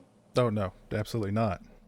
What did it take any persuasion to get Tom Matthews to commit to all of these films? Tom was actually the champion of it. He was the one. How are we going to make this? How are we going to make this? How are we going to make this? Because he's like, he knows that this is his story. And I think that he's really excited about that. And I think that for him, he's always said that like, if they were going to continue the series and they really wanted to end it, you got to let Tommy end it. And, his study of knowing what Tommy meant to the franchise by watching 4 and 5 before he did 6, and then understanding his place in the franchise, and then watching the franchise go on and understand that like, yeah, a lot of fans kind of jump off the rails of the series at 4 and they say, oh, everything after that is blah. But majority of the fans, I think, love 6, say that kind of feels like the most earned ending, I think, of anything that kind of comes after it. So it's been 6 films since we've really had a film that like left you like satisfied at the end. Like Jason was defeated, but like you didn't mind it. You know what I mean? It felt like, yeah, the good guy won. It was earned. It was this earned, like you bested Jason because you did it. It didn't feel like what? Yeah. It wasn't like, what? Who's that guy? Where'd he come from? They left the body under the pier, or like he gets washed out by toxic waste. Yeah. Getting pulled by Freddy's pretty cool, but seeing him blown up at the beginning of Jason Goes to Hell was a tearjerker. And then, he's getting sucked out into space. And then, he's like just sinking in the water, like after getting his ass kicked by Freddy, after he looks like in one of his worst costumes that's ever been. Yeah. Yeah. And then, that weird ending for 2009, it's just like, it's the sliding scale for like how worse can these endings get. And, I think that was kind of the fun thing about Never Hike Alone. It had a fun ending. And, the ending of Never Hike in the Snow is a real kick-ass ending. And then the ending of this series is really like, I hope it makes people emotional. I think it's time to like, I want that feeling of like, I don't know about you Godzilla fans out there, but if you ever watched Return of Godzilla 1984 and he's going into the volcano at the end and he's just like, I cry when Godzilla falls into the volcano. It just bursts right out of it in the next movie. But, and in that moment, it feels like this earned ending for this character that you endearingly like love to hate. You know what I mean? It's like we all love to watch Godzilla stomp stuff, but it's awful because he's like doing awful things and he's the representation of nuclear war. So why should we be rooting for Godzilla? So it's kind of the same way with Jason. It's like we want him to have an earned ending, right, but do a lot of damage along the way. Mm-hmm. How did you get Vinny involved? Vinny was through Tom. So Tom all excited about the project. And once we kind of locked down his story arc, I said that the only person who could be your nemesis was Vinny. And if he knew him, I'd graciously appreciate an introduction. He was like, Vinny, he's like, he lives over there. Like I talk to him all the time. And so literally a couple weeks later after that conversation, I was having breakfast with Vinny, just like I had breakfast with Tom. And I pitched Vinny the entire Never Hike Alone arc. And he looked at me like, you're crazy. Like if you can do all these things, wow. And I want to be a part of it. And if Tom's in, I'm in. And from then on, I developed this relationship with Vinny where I would go to his acting class. I would try to go as often as I could. I started working full time on The Rookie at that point. And so I was in Burbank. I used to slip over after early wrap. Or if I wasn't working that week, I'd shoot up and I'd catch a class. And I just study him with the actors in his studio as one of the things that, one of the criticisms that I heard and I took to, and I acknowledged was like working with my actors, making sure that like none of the performances slipped and that they were consistent. And I felt like I got good performances, but the takes that I had to use, the consistency wasn't there on all levels. So I ended up kind of hamstringing some of my actors after they gave really good performances. And it was really just us with, some of the camera work that didn't really work. And I can only blame myself because I was on the camera, because I was the only one who knew specifically how Andrew's head should move in all those POV shots. And so, that was a big learning lesson. And I wanted to make sure that I knew how to talk to actors to keep them focused. And I think that Vinny taught me that, and having him on set as such an experienced thespian and such a good actor, that it was really good pressure on me to make sure that I was being informative and I was there for him as a director and supporting him. And he delivered this really, he was like, he had high expectations for himself, and he put himself like through the ringer, which was really fun to watch him, because he was really serious about delivering a good role. And the performance that we got out of him in editorial is really, I think it fits Guastafara perfectly. And Rick Colon is back, and him and Tom are going to go at it, and it's going to be fun. I think fans are really going to enjoy some of that. Behind him is this new kid that we've introduced the kind of the world to. And I say that, but he's his own little like YouTube rock star. His name's Cortland Gordon. He runs Oddest to the Odd. He does a lot of like really funny content. He does fan films. He did one called Dead by Daylight, Evil Dead. Ooh, that's a good one. And he does all his own effects. And he's just a really talented kid. He shoots, edits, cuts. I mean, effects, the whole thing. And so he had seen Never Hike Alone. He had reached out to me. He wanted to be involved with our productions. He came out and PA'd on Pathosis. And then I was going to cast him in Disappear, and he wasn't available. And so I cast some good friends of mine, Garrett LeMay, and Renee helped cast some folks from local Flagstaff. And so we ended up populating the film with that cast. And then I kind of had Cortland left over for like, at the time I was going to make it a hunter that was out in the woods, but I know that there's another fan film out there that's actually working with hunters, and I didn't want to cross streams. So I said, what if I made this a kid? Now we're going to up the stakes. It's like, Andrew was kind of a dude. Like, he's old enough, we can take him out. But a kid, ooh, that's a line. Is Jason going to cross this line? And so Cortland really kind of exemplified that youthful energy that this role needed. And after talking to him and seeing how serious he was about acting, I gave him an opportunity. And I got to say, it wasn't that I didn't think he could act. It was, I didn't realize how advanced he already is, and he doesn't even know it. His scenes when just a little bit in the trailer, the facial acting, and his ability to be, he makes some decisions in the film that are just really instinctive and intuitive. And I loved it. And I loved what he brought to the performance, just like I love what Kyle brought to the performance. So get ready to fall in love once again with this like really earnest, son. And that's what he is. He's someone's son. He's the son of Diana Hill, played by Anna Campbell, who's a local doctor at the Wessex County Medical Center. And she works with Tommy, in some degree. Tommy's an ambulance driver. They cross paths. We don't really go into the hospital at all. We didn't want to splurge for a budget for a new set. But just so you know, context-wise, if anybody wants to know, that's her role in this film. And that's where you'll kind of like understand where she plays in relation to the rest of the film. And then, of course, there's running out the rest of the cast is Brian, once again, as Deputy Alan Mabry, who is kind of Rick's right-hand man. And he's kind of the moral compass of the movie, which I really like. He's really earnest, and he's trying to figure out what's going on, and he really wants to help this family reunite. So I think that like you have a lot of people with the right intentions, and much like this world that we live in, the right intention isn't always enough. And so this is the obstacle in which these characters must overcome. And I think that is kind of the message I have with this film. And ultimately, we don't want to give too much away. We want people to experience this film and go through it and get out the other side of it and process it and come back and say, we want more. Show us what happens next. Now what? Always leave them wanting more. Yeah. And I'll tell you what, I pitched Cortland the opening of Never Hike Again today, and it's just my favorite thing. And I think any fan that I've ever pitched it to, that I've ever given a sneak preview pitch of Never Hike Alone 2, the way their eyes light up, that is what tells me that I'm on the right path. And it's not me sitting here looking in the mirror saying, you got it. It's me going, do you have it? and then saying, what do you think of this? And a fan going, yeah, I want to eat that. I Put want that on a plate and I'm going to slurp it up. And I'm like, all right, I'm going to get in the kitchen. I want to ask you about expectations here momentarily. We do have a couple of people in the green room, and we've got a question that came in via Super Chat. Southpaw82, thank you for the $2 Super Chat. He says, Vincente, Godzilla versus Kong, who are you picking? Oh, Godzilla. If that movie's not over in 5 minutes, I'm walking out. I'm a Godzilla guy too. But see, I keep telling people. I know. Just if they put a tree down his mouth, I'm going to be mad. I keep telling people though, it's not, you're going to get 5 minutes of those two duking it out, and then they're going to combine forces against a common foe. It's like, fine. But when they do that, I want the dawn. Like, I know that in Batman versus Superman, Batman gets the best of Superman, but that's because Batman is the tactician of all time.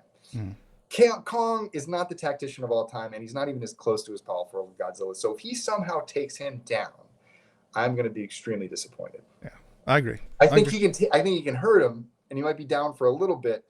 But I think that Kong's going to be the Rocky Balboa of this movie. He's just got to stand toe to toe and go long enough and earn Godzilla's respect, and then Godzilla will let him into the club. I like that. I like that idea. I don't want to see something where they're just going to change the rules and all of a sudden Kong can beat up Godzilla like they did in that friggin' movie 40 years ago. We don't want to talk about that. We don't want to talk about electrified what was supposed to be Frankenstein then became King Kong. All right. Yeah.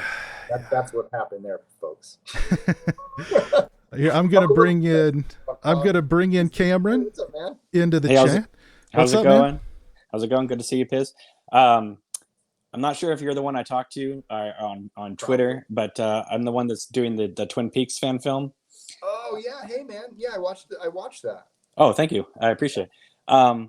So my question, I got a couple of quick questions for you. One is, because I get this question thrown at me all the time, and that is, how do you get Tom Matthews in your film playing the same character without ticking off Paramount, because you are theoretically blurring the line between canon and fan film. Yeah, so it is a blurred line. Right. I fully admit that. When I originally did it in the original film, we did it as a surprise. And I said, if they come after me, they come after me. And I kind of just went, and nothing happened. And then other fan films added lots of people. Right. And nothing happened. And so really it's a how far can you push the level? Mm-hmm. And what is your intention for pushing the level? So is your intention for pushing the level to go get somebody because you think if you have them, you can raise more money? It's kind of a slippery slope. I want this person because I think they're going to add value to this story, and I have a story point for them to play. And I think once you can, and that is the dividing line between you walking up to somebody and saying, I have a vision, I have a dream, will you please go on this journey with me? And then letting them know why you want them, versus saying, I want you so you can like somehow make me more like you. You know what I mean? Like you got to be a filmmaker with a passion for a story, and you feel like someone's going to fill that void. And feel like whatever you're doing for your franchise, as long as your franchise ownership is saying, listen, we're done telling stories in that world. If those actors want to reprise those roles, and because eventually you're going to have to go through SAG because none of them can work without it. So you have to start learning those production parameters, and you got to educate yourself on those rules and how much money it costs, and covering those costs and making sure that all that's taken care of. That they might work out a deal with you, they might not. And you got to take it one step at a time, and you got to build it like a professional producer. And if you take those things for granted, and if you take your stars for granted, and you don't show up with the level of integrity, or you don't show up with the level of professionalism when they're on set, you're going to have a really hard time. And so you have to make sure that when you go up to them, 99% chance they're going to say no, and that's okay, because there's 1,000 reasons to say no to fan films. And a lot of people who are working today too and have other jobs, they're just probably too busy. Luckily for me, Tom was working, he owns his own construction company. He builds houses and he loves it. It's part of who he is. He's an artist, and his, it's like, from The Equalizer, he's like, Creasy's on his death and he's about to paint his masterpiece. Like, Tom is that for houses. And it's amazing because I never knew he had it in him, and getting to know him as a friend has been the experience. And I think that if you ever have that opportunity, no matter whether someone says yes or no, that if you create a friendship with someone who's an alumni of a film that you love and you have tremendous amount of respect for, get to know them as people, because that's exactly what they are. They're not ornaments to hang on your film. They're people who, if you have a job for them, they want to come work for you, and they want to act. They want to be in front of a camera. They want to put on a show. But you got to put up the lights, and you got to put them in a situation where they feel safe and taken care of. And as long as you do that, you might get lucky. And I think that's how I feel. I got lucky, and I feel very fortunate for that opportunity every single day. Sometimes or in the past, I've gotten pushback because the fan film that I was working on was a Showtime CBS property. Yes. And CBS is really strict. So sometimes it has to do with the people. True. Now, I never had any issues with them at all, but I would have like fans that are of the property say, well, they went after Axanar, so they're going to come after you. Well, just real quick, I just want to say, but Axanar made $2 million and was in competition with their product, whereas the budgets we're working with, no one's going to confuse us with their multi-million-dollar productions. Correct. And with that, out of that lawsuit came the bylaws for CBS fan films for Star Trek. And if you look it up, it's really easy to find. Right. And I think for you, being a CBS property, something they might do there, just make sure you're following those parameters. I think it's 15 minutes and all that stuff. Yeah, I'm not worried about it. I just remember not because the studios and everyone have been lovely with me, but the fans of the property, sometimes you get more pushback from them sometimes than from the actual people affiliated with the show. Or the movie. True. It's true. I find I explain myself to fans more than anybody. I mean, all the people, everybody, the alumni just pats me on the back and says, keep going. Sure. That's all I get too. You know what I mean? I can't wait to see it. That's all I get. And then I get people saying, good. Well, aren't they mad at you for what? What am I doing? Because so I think when you do that, just try not to be combative with people. Just be like, we're complying with the rules that were set forth, and if they have a problem, we will comply. That's as simple as it is. We're going to try and give you the best show that we can. If they say we're out of bounds, we'll back off. Not only that, but do you want more material or not? Exactly. And not only that, but they're the ones that are going to make the money off this. So they could make T-shirts and posters or whatever they wanted to, because it's their thing, So I think that like J.J. Abrams kind of pushed that narrative at CBS when he was doing Star Trek. That he said, let the fans do what they want. And I think that people are. I don't think that anyone's making enough money that they're sailing away on a yacht. No. You know what I mean? Not at all. So, no, making a good product. My film cost a fifth of what yours cost. So there you go. Yeah, but and it falls into the parameters of what you can do, and that is perfectly legal by fair use rights. So you're in the clear, man. Just keep going and keep charging forward. Mm-hmm. Well, thank you for checking out my trailer. I appreciate it. Yeah, no, I enjoyed it. It was really interesting. I like I said, I don't get it as much as anyone else, but I think I understood some of the references, and I think as a fan that's pretty cool that you're making it for them, and they're the ones that are really going to enjoy it. And I hope they support you. Cool. Thank you, Piz. All right, thanks, Cam. Take care, man. I gotta say, this is really cool being able to pipe people in. Yeah. I've seen this before. Yeah. It's been that long. Anthony Jordan, thank you for the $2 super chat. He says, Vincente, what is your favorite Godzilla movie? Godzilla versus the Sea Monster. There you go. Thank you for that $2 super chat, Anthony. Let's see who we got in the green room here. Spy thriller. We've got my buddy Gabe K. Okla. What's up, Gabe? How you doing, man? What's up, man? Pretty good, Piz. How you doing? Doing good. No, I'm not in LA. I'm in Santa Barbara County. Oh, so you're up north? Yeah, I'm kind of close.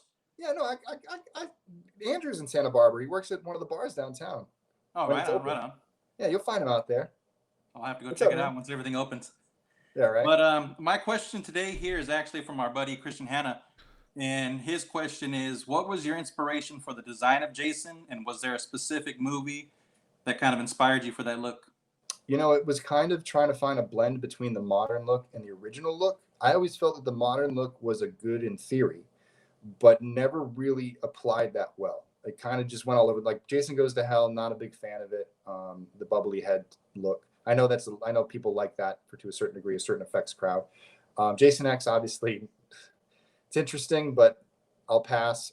Freddy versus Jason, very childlike, very dumpy, very safe and sad, and I don't know. That really wasn't for me. I didn't really love the mask. And then the remake, I felt like it was like a typical Michael Bay, oversaturated, too much stuff, too many things going on, trying to make it too big, trying to overcompensate for everything instead of just letting Jason be Jason, and more concentrating on scenes like where he runs after that guy and throws an axe on him, and more of that stuff.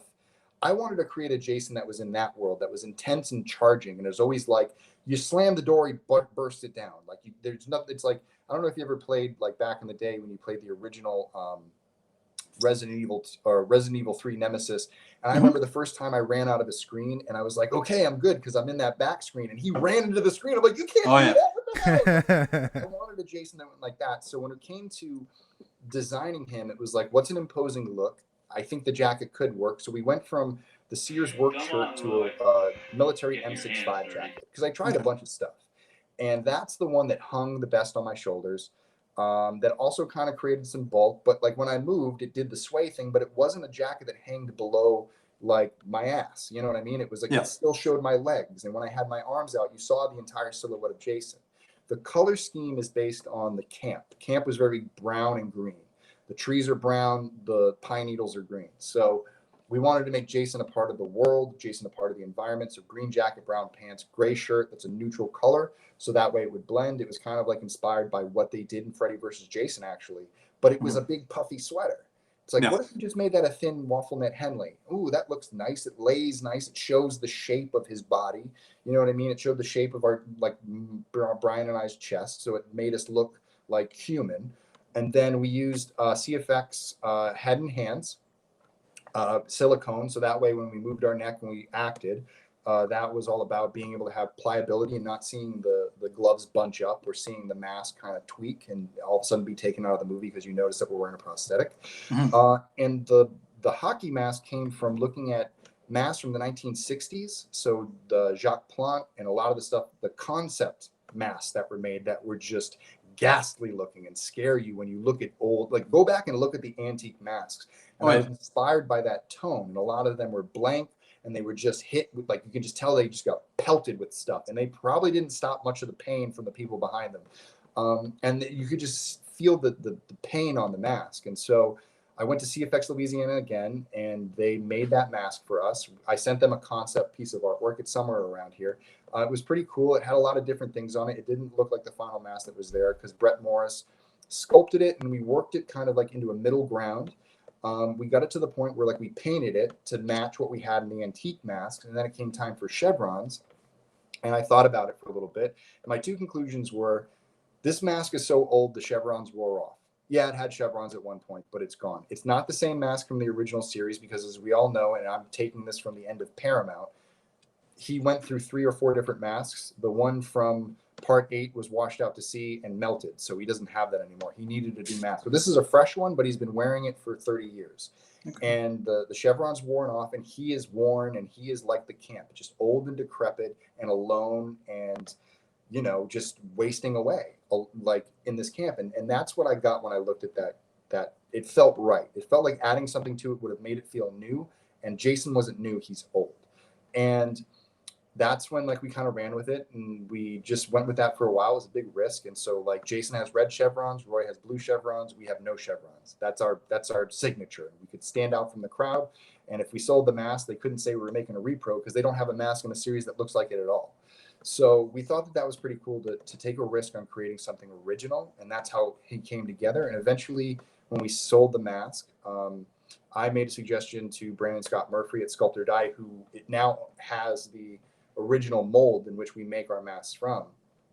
I was like, all right, we need a catchy thing for it because Never Hike Alone mask really isn't, like, I can't fit that in a little square. So we need something quick. I was like, how about Bone Hawk? Because it looks like bone. And he was like, that's cool. But every time I look at it, I always thought Ghost Hawk. And at that moment, I was like, that's really good. And it became the Ghost Hawk. And I pitched it to a good friend of mine, Joe Gallo, who runs 13 Gallows Lane. And he goes, oh, does that make him Ghost Jason?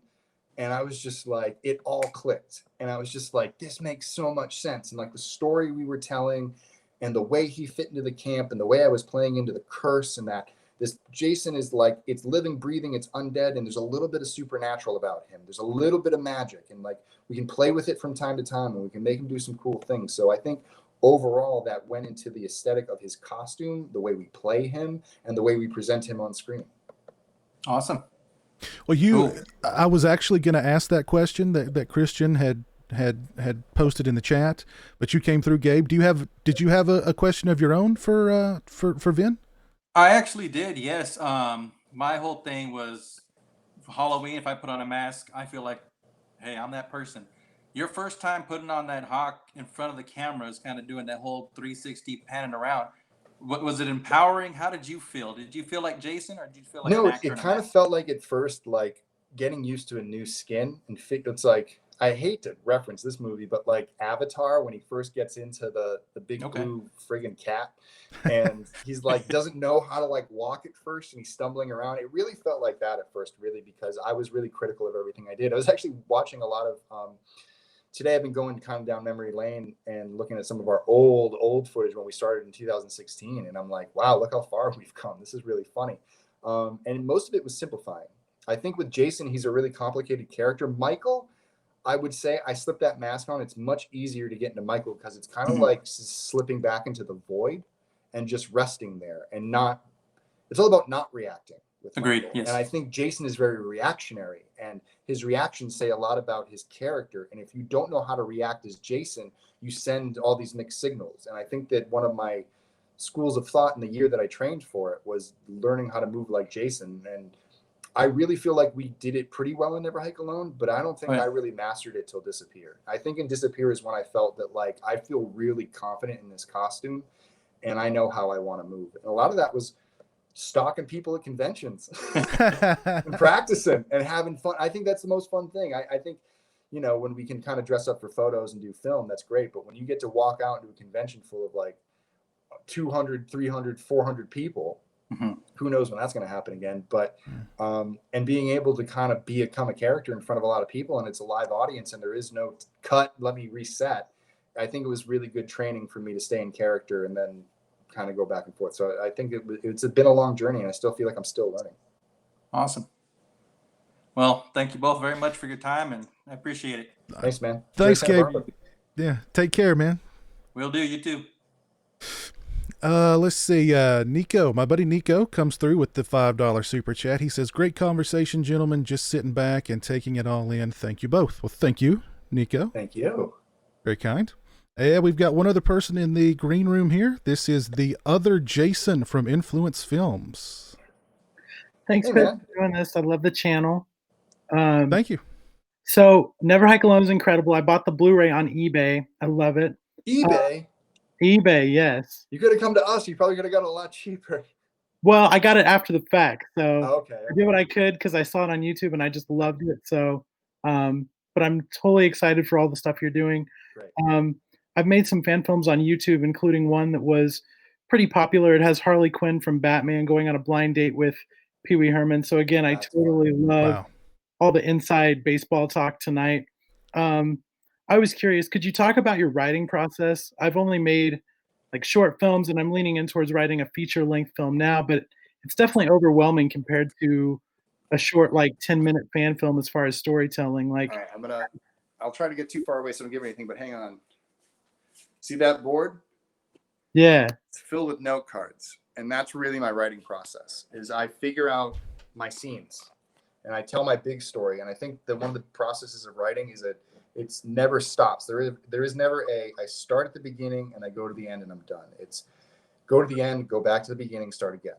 Go to the end, go to the beginning and start again. And I think what happens is it allows you to kind of press out your story. And at first it's like, all the pieces are in you and you just got to vomit them up. If it comes out looking like a third grader wrote it, it looks like a third grader wrote it. And there's all these bad typos and it does half of it. Like you read it back, you're like, was I high? Like, what did I write? What was that? He goes up the what? You're like, and you don't know what the hell's going on, but ultimately you see the vision from front to back. And only when you step back can you look at your entire story and understand that like, okay, if my character enters the film here and then I don't see them till 9 scenes later, I have some issues. You know what I mean? Like, but all this stuff is important. And you play that game with what is important, what drives your story forward, and what holds you up versus what is entertainment value. Because sometimes something that doesn't make sense is so entertaining that you want to keep it in a film. So it's determining both what is story and what is needed, and then what is entertaining and why are people watching your film. And it's a blend of those two things of trying to make sure that every time you get through a scene, it served a purpose. And at what point have you served your fans with something they've never seen before or something that they're unexpected? It's not just a standard dialogue scene where two people who don't have any conflict have a conversation and then leave.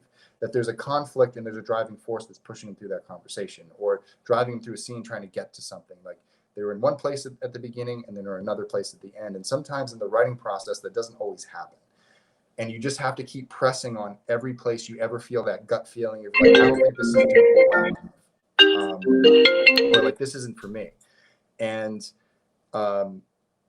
you have to really be honest with yourself and say, like, I don't think that this is doing what it needs to do. Like I did with Never Hike Alone. I really pressed on the end of Never Hike Alone, thinking it was like, I think fans will get this.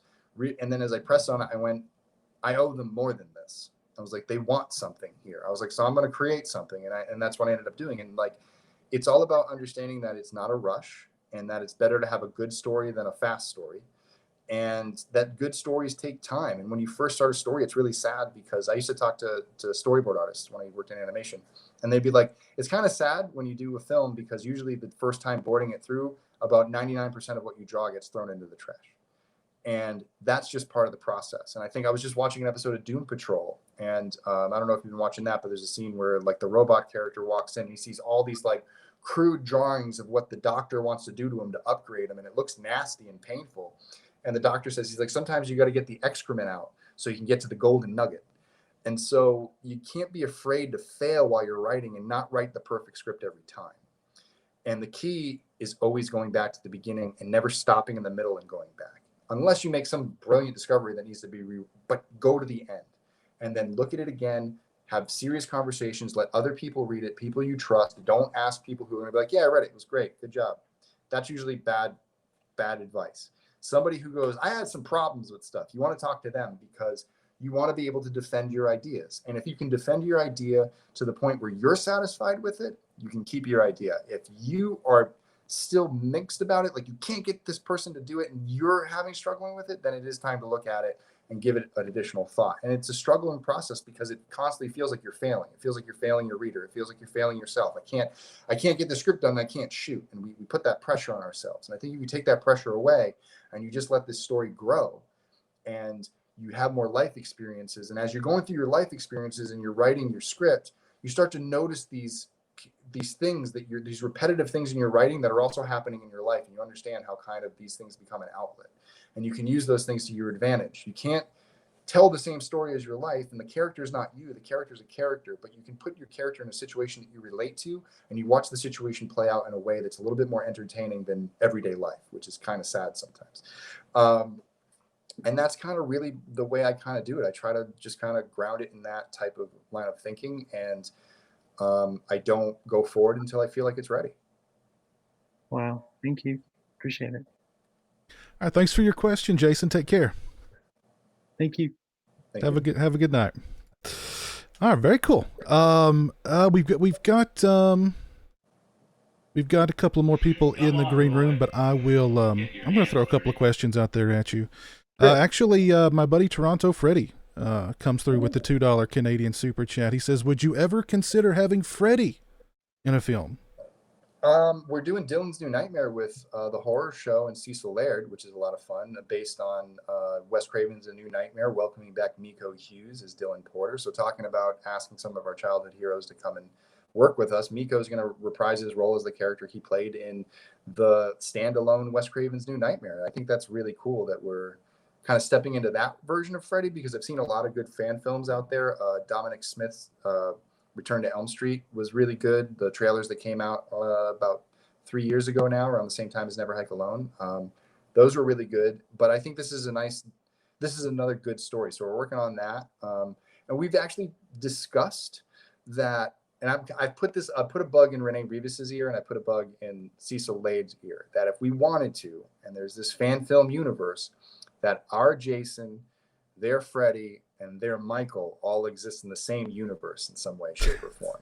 Now, that's not official, but I think it's a cool idea. And as we continue with this, you know, I don't know, maybe when we're 60, you know what I mean? Like, I don't care. Like, this, we'll do this for the rest of my life.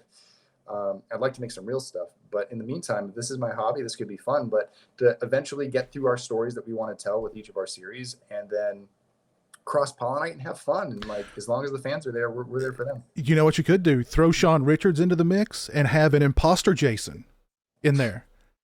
Why? Hey, I would love it. I can make him be Roy Burns. Exactly. Yeah, exactly. You kind of touched on this a little bit with some of your answers. When it comes to expectations, because I mean, you didn't raise the bar when it comes to fan films. You set the bar as far as what a fan. I don't think there was a bar. Yeah, exactly. There wasn't a bar. I mean, I really could have done anything and I would have been setting the bar. You created the bar, but what I'm trying to say is that you created it. You set it up really high. So clearly there's going to be some lofty expectations for Never Hike in the Snow and for the rest of the Never Hike Alone series. Do those expectations, are you thinking about those when you're developing the story? Of course. Okay. Of course. I mean, there's nobody puts more pressure on me than me. I'll tell you that much. And I'm my own harshest critic. You know what I mean? Like, I read the comments, I accept criticism from other people, and I listen, but it's when I'm not satisfied that I have issues. And Never Hike Alone, I was grateful to get to the end of it. I think so. I think it is a good thing. And I was completely surprised that people loved it so much, because I felt that in many ways that I had let people down with some of the things that I had done, some of the choices that I had made. I thought that I had kind of put all my chips on the wrong things. And I think for some people it was. I mean, there are, I don't know, 1,000 people. Well, I mean, I think 600 people who don't like it. So it's not 100%. What were some of the criticisms that you took away from Never Hike Alone that you... The sound, like paying attention to the sound mix, some of the acting notes. I think some of the overall look of Jason stuff. And, you know, because the things that people noticed, those are things that I noticed, but I just couldn't change because it was too late. Right. What was I going to do? Unhem the pants, and then all of a sudden he's wearing different sized pants in a different scene? It's like, no, I agree. They got kind of tight. Like, I don't know what happened, but that's what we went with. But when we made the new movie, we made those adjustments. We made those adjustments and disappeared to Ghost Jason. We changed the color. We actually changed the hands. Like, we paid more attention to that stuff. And I think what it is, it's like a lot of the times in film, you're cleaning up your mistakes. And in the process of cleaning up mistakes, you're giving away kind of some of the entertainment value of what you thought was going to be there, because it's not as quite of what you wanted. And I felt much less of that on Never Hike in the Snow. It was only during the first watch of the first cut that I ever had like a twinge of like, oh my God, what have I done? And it was only because a decision that I had made early on in the process about a specific song that I wanted us to be the tempo to set the mood for the film, that was wrong. That's the conclusion that I ended up coming to. But at first I had a problem because I was like, this opening is not doing what I want it to do. And this film is not, and because of it, this film doesn't flow. And Mike and I worked for a day. It literally only took a day. I said, we're going to go through the shot list. We're going to go through this shot to this shot to this shot. And eventually, you know, whatever it is, 20 shots or whatever. We whittled it down to like 15. And we went through 2 other cues, and then we found a cue. And as soon as we dropped that in, I mean, it was literally like, I'm not going to give it away because it would give away too much about what the cue is, but I was watching the movie and I heard this cue and I went, and I kind of imagined the opening of Never Hike in the Snow, how we had it, to the other music, which was really cool as well. And I went to my computer and I turned on the cut that I currently had on my movie, and I downloaded that soundtrack, and I just muted everything and hit play. And I felt like all of a sudden I got the feeling I got when I watched Never Hike Alone for the first time, and I saw it for the first time colorized and everything matched, because that was a big thing for a rough cut. It was tough to watch because all the different cameras were used. Not a problem this time. It felt like that. And I knew that here we're in our movie. And then after that, the film just kind of like all locked into place. It was really just about nudging some scenes here and there. playing up some moments. Like we really worked on that bow moment. That's why we chose it as the teaser. It's the perfect introduction to the film. It sets up the dynamic. It sets up who the protagonist is. It sets up who the villain is. It sets up what the setting is, what you're going to see. And then that's all you need. And if you want to see Jason in the snow and you want to see some cool stuff, we are going to deliver that. And then we also got some other stuff for you. But guess what? You're going to find out on October 13th. And I think that was kind of like, I feel confident in that. And no matter how fans feel about it, I feel like I said what I wanted to say with it. And we got the opportunity of a lifetime to make this movie and do some really cool things. And I'm confident in my team. I was surprised by what they did and what they brought to the table. And I didn't have any complaints. You know, the only thing I wish I had more money and I could have shot more weekends. You know what I mean? I wish I could have continued the story and told a little bit more of this one, because there is a little bit more juice to this story, I think, but it's really expensive and it involves like dozens of characters type thing. And so that's where like the parameter, like I think if fans understand that we have limitations in a fan film, when we don't have, you know, like a bunch of volunteers that will go out and play these roles for free. Like when we actually got to hire people in LA because it's SAG, we have to be smart with our budget and not blow it, like not reduce the value of the rest of our film so we can do one thing that like we still won't be able to really afford to the full degree. I'd rather spend the money on the things that we know are imperative to the story and that we can execute at the highest level, and then just make sure that there's a beginning, middle, and end. And so the story has that. And I think it's very impressive from the camera work. If people were impressed with our effects and camera work from Never Hike Alone, they're really going to love what we did in Never Hike in the Snow. And yeah, it's really about just kind of coming to terms with it. And I think I'm most excited to hear what Ryan does with the score, like he did with the teaser. That was based on some really cool temp music. And I was like, I don't know how he overdoes this. Like, this is going to be really hard. This is one of my favorite scores ever. How does he match this? And he does it. And it's crazy. It's like sometimes you just like, just because I can't do it, my team member can, and they lift me up. And so we lift each other up. I inspire them, they inspire me. And at the end of the day, like, you know, he was like, what do people think about the music? And I was like, bro, they want a single. You better have that ready to go.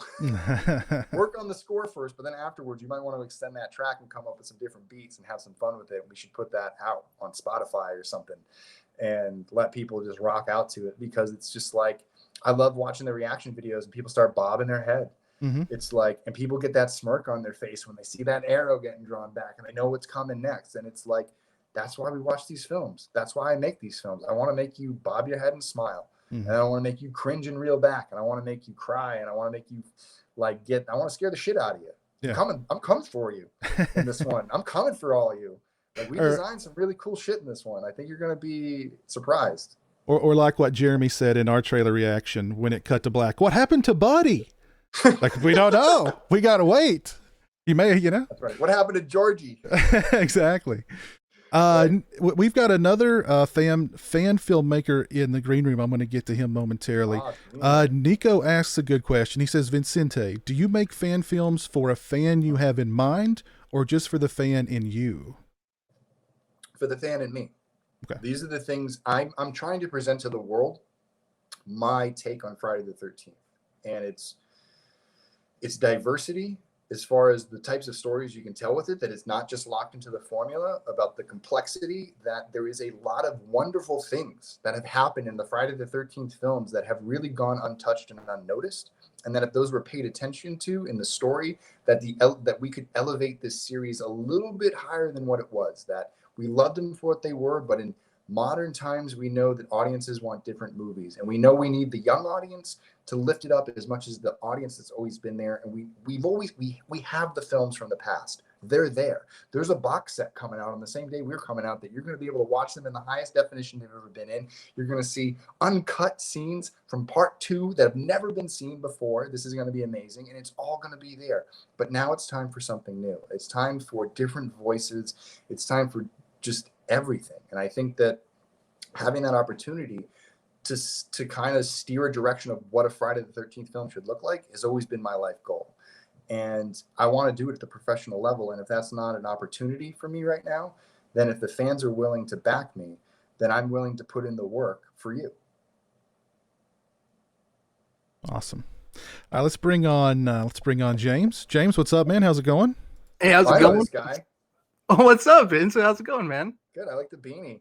Thank you, Daredevil. Yeah. So I had a question for you. Piz, thanks for having me on. You're welcome. So you're doing Jason fan films. So why not Michael? Freddy. Maybe Pinhead, whatever it may be. Like, why ultimately Jason Voorhees and not these other people? Jason's my boy. He's the one. Like it was love at first sight. I saw that knife going into the eye of the final chapter VHS tape, and I was like, "What is that? I need to know what that is." And unfortunately, because it's such a good movie, I couldn't rent it that weekend, so I think I got part 7. It's not too bad. I grew up in a little town called Westport, Massachusetts. It's a little farming town on the south coast shore. And I grew up in the farm side of it where there's a lot of forest, a lot of undeveloped land. And I grew up in the forest, and it looked a lot like Camp Crystal Lake. I grew up on a lake, Watuppa Pond. And I was convinced that Jason was chained to the bottom of my lake. And my nightmares were filled with visions of Jason kicking down my door and ripping me out of my bed. And I watched Freddy, and I thought he was funny. And I watched Michael, and I thought the movies were really cool. And I liked Jason better. And I think the only other person that scared me more than anybody else at the beginning was Leatherface. I don't think I really gravitated toward those movies because they didn't have the longevity of a Friday the 13th. But I remember the first Texas Chainsaw Massacre was the first movie I ever turned off mid-viewing because I couldn't stand it. When he attacks the kid in the wheelchair, I lost my mind and I jumped out of bed and I ejected the tape. Wow. Because it was just the sound of the chainsaw. And I went on a hayride that year, and somebody started a chainsaw up in the woods. It was one of like the chainless chainsaws like they use. I was ready to jump and run I was trying to get out of the hayride because I wanted to run back to the car. I was so scared. And so I think that what I try to do when I make fan films, especially for Jason, is I try to hang on to that. I try to hang on to what made me feel so scared. And then when I approach a character or I approach a kill, I go, let me recreate this for somebody. So when I used to crawl around in the forest and hide in the bushes, I used to think about what if Jason grabbed my foot? Well, in Never Hike Alone, Kyle's trying to crawl away and Jason grabs his foot. That's a look into my nightmares. And imagine if Jason grabbed your foot. How does this situation become worse? I think is a good question to ask as a filmmaker. How do we make this worse for your character is usually the best question you can ask, because that's how the scene gets better. It makes the stakes higher. It gives them this goal that they need to get to that's even further unattainable. And the more you kind of like weigh out how long you want to drag that out, it's either a quick kill and it's over quick, or you can make them suffer. And I think that it's kind of fun when you kind of drag it out. Yeah, no, absolutely. So a moment ago, you said that you were talking to Cecil, Renee, and you guys were talking about this universe, the shared universe of your guys' villains. So with that being said, is it too early to discuss crossovers, like having all three in one film, a Freddy versus Jason versus Michael? Yeah, I mean, it's way too early right now, only because I think that I have my world established, and I know where I want to take my story to. And Cecil's just getting started with his, and he has an arc. And I think that what's important for these films to come together is that they have to finish their own loops. They have to complete their own arcs. And then these characters kind of become like Godzilla. You know what I mean? Like you just kind of do a one-off thing. Because I think that Renee and Cecil are concentrating on telling their stories because they haven't really had a chance to yet. I think Renee has. He's shown some of it. But I know he's got more story in there. And I'm always pressing him to do a Spirit of Haddonfield too. But at the same time, he's also trying to do his own original stuff, and we're working on a project right now. I can't name it, but it's original, and we're trying to shoot that as soon as we kind of have the window of opportunity to. So you got to kind of weigh between like how much of my fan filmmaking, how much of my original filmmaking. I feel like you got to keep feet in both ponds to stay true. Not to say you can't have a channel that's dedicated to fan filmdom, but I think it's smart. And you become a better filmmaker when you do your own original stuff. That way you can make your fan films better, I think. So I think it's a little combination of both. And when we get to that place, I will absolutely work with those guys and make the cross. I mean, one of the things that Cecil had in his campaign is that there's going to be a photo of me and Dave McRae as Freddy doing a face-off. So that will be pretty cool. We'll be able to kind of set that up as like, we'll do a mock-up Freddy versus Jason photo. Maybe we'll put him on like a string or something. We can make it real cool, and we'll have somebody mock it up and have that fun. And I think that's kind of the fun of it. And I just got invited to play Michael Myers again for another film, and I don't want to shoot my wad on that if it doesn't happen. Right. But I can't wait. You know what I mean? It's like, yeah, dude, Michael's fun. Yeah, Like, no, that's dope, man. People I'm working with kill a lot of people in their movies, so I get to do some work. Yeah. That's what I'm all about. So Never Hike Alone, Never Hike in the Snow is set to release next month on the 13th. So why did you choose October 13th and not November 13th? Well, originally Jason Rising was going to be November 13th. And so at the beginning of August, I talked to those guys and I said, listen, I'm ready. I can go. I was like, what do you guys need to finish your film? And we talked about it, and they said, we want to take one last college try to kind of get out there. And they did, and they filmed more stuff. It's really cool. But there was one key scene they need to get, and it requires an actor to travel across state. And it's not safe for that actor to travel across state because they are at risk, and we need to respect that. And so by the time that they made the decision to push, I was locked into the 13th. I had all my posts, like I paid for that, you know what I mean? And we were all marching towards it. And I think what really sentimented me on the date was it was the 3-year anniversary. We were like, my original plan was coming out at the Telluride Horror Show this year. That was the plan from day one before, like I said, all right, Never Hike in the Snow, Telluride Horror Show. Those are the only two things I had. How do I get from Never Hike in the Snow to Telluride Horror Show again? Right. And now I'm here again. But unfortunately, COVID hit us, and Telluride Horror Show is a streaming festival. And we want to work with those guys, but it's under the understanding that because we're a streaming platform, because we are a fan film, because we cannot be exclusive, we have to go out for free. And the whole point of when we did it last time was it was our launch party. Everybody got to watch it on a big screen, and that's kind of part of the experience. But everybody around the world, that's what this is about. All coming together on Friday the 13th on a day that there was supposed to be a movie, and watching a Friday the 13th movie if you were willing to give us a chance. And so we're doing that again, and I feel like it's a repetition of history. We're paying homage to our anniversary rather than trying to focus on like trying to land on Friday the 13th. After thinking about it, do I really want to release a film after the election this year? I don't know. So the opportunity opened up to hit our original date after we had been delayed, after our editor lost his father to COVID. And we delayed 3 months so he could grieve and take care of his family. And we came back and worked together. And, I know he's working with a lot of passion on this because his dad was really rooting for him and really loved this project. And, I know he really would have wanted him to see the work that he put into this project, which is a tremendous amount of work and effort and skill. I mean, the film is a lot better because Mike Appy cut it. And I think that it was just this moment we were like, holy shit, like, think about this. All these films have escaped October. There's nothing coming out. And everybody's depressed. Everybody's angry. Every time I go on social media, I just see people yelling at each other and arguing about masks and presidents and all this bullshit that we can't control and trying to control their world. And it was like, maybe we can just make everybody just shut the fuck up for like 25 minutes and just watch this stupid movie on a Tuesday. It's like in the middle of the week, you don't have to stay up all night. Like, you can still go to Candyman on Friday, or you can still, if they stream it, I don't know what they're going to do, if they're going to force people in the theaters. We still can't go in LA, but it's just like, let's just create something good. If I thought about it, like when the trailer released, if everybody saw December 1st, they'd be like, oh, December. Yeah. I said that. I was like, I don't want to be December. But I mean, first. I want to be like, I want to be where I want to be. And so it was October 13th. And it worked out perfectly because that's, again, the 3-year anniversary of the release of Never Hike Alone. Yeah, and I stupidly landed on the same day as Friday the 13th box set. So that actually might help. It's going to be a big day for Friday the 13th fans. Friday the 13th fans. But thank you, James. Take care, man. Have a good night. Thank you. Have a good one, man.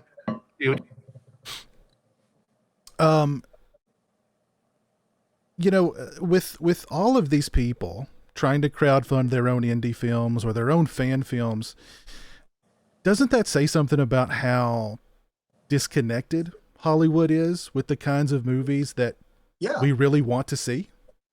Yeah, no, I mean, that's really what fan films are. Fan films are the films that studios refuse to make. We go into, like, remember in part 5 when that character said that one thing? You make a movie out of that.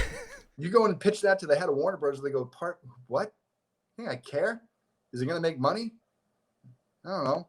Give me something with a YouTube star in it. You know what I mean? And that's how we get to where we get.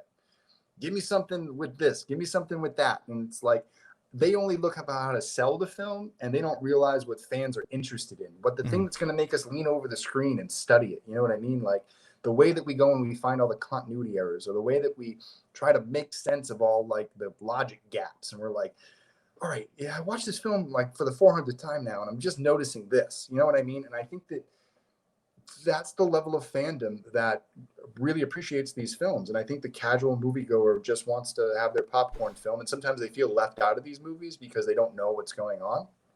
And I feel like Never Hike Alone had that timeless quality. I don't know, truthfully, if Never Hike in the Snow has that timeless quality. I think that everybody's roles are pretty clear. I think reestablishing, if you didn't know who these characters are, you'd kind of know. But again, for the Friday the 13th fan, everything's just going to have that much more meaning. And I think that that's kind of the core element of it. If we serve the fan, we serve the base, we feed the red meat, as they say, that if it's a fine enough cut, that there's other people who can enjoy it too. And it's just not all fat around the bone. You know what I mean? Mm-hmm. Well, once all the dust settles from the lawsuit, if it ever... That was... Once the dust settles from the lawsuit, if it ever does settle... Because if I recall correctly, one of our streams that we did together, it was right around the time the lawsuit started. And we were all like, oh, you know, it's only business. Sean will cut Victor a check and it'll be over in no time. That was 3 years ago. Right? Yeah. How important is it for whenever the dust clears and whenever, you know, we do get a new Friday the 13th film, how important is it that that film is made by a fan of Friday the 13th? Oh, I think it's imperative. I think if after everything that they put the fan through, they canceled the game. They canceled 4 different movies. They canceled the 2009 remake sequel. They canceled the found footage version, which actually ended up sounding pretty cool when Dave Bruckner did the movies that didn't happen, whatever podcast that was. His 3D movie, we missed out on a complete gem. Maybe one of the best Friday the 13th films of all time. I got the script right over there. I like reading it just for fun because it's that good. Wow. And then we dodged a bullet in 2017. Yeah. And, you know, but still they owe us something. And, you know, there's people involved and there's people who are motivated, but I think that they got to really figure out what they want to do with this series and how they want to treat this character, and not just go at it from like, all right, we're making one, because that's just a stupid decision. Yeah. You know, I think they made the right decision this year with when they did Halloween and they said, we're going to make multiple Halloweens.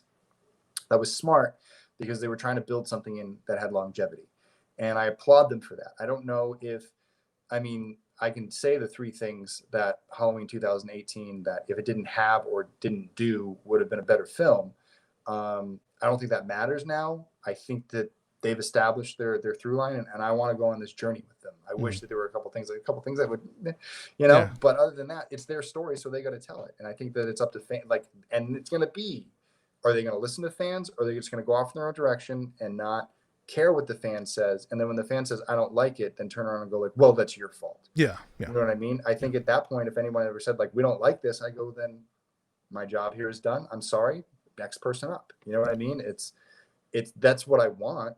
And if I make a mistake, I'm happy to go in and take another crack at it. But I feel like, I don't know, it would really, nothing would kill Friday the 13th more is that if the 13th movie was a piece of crap. Yeah.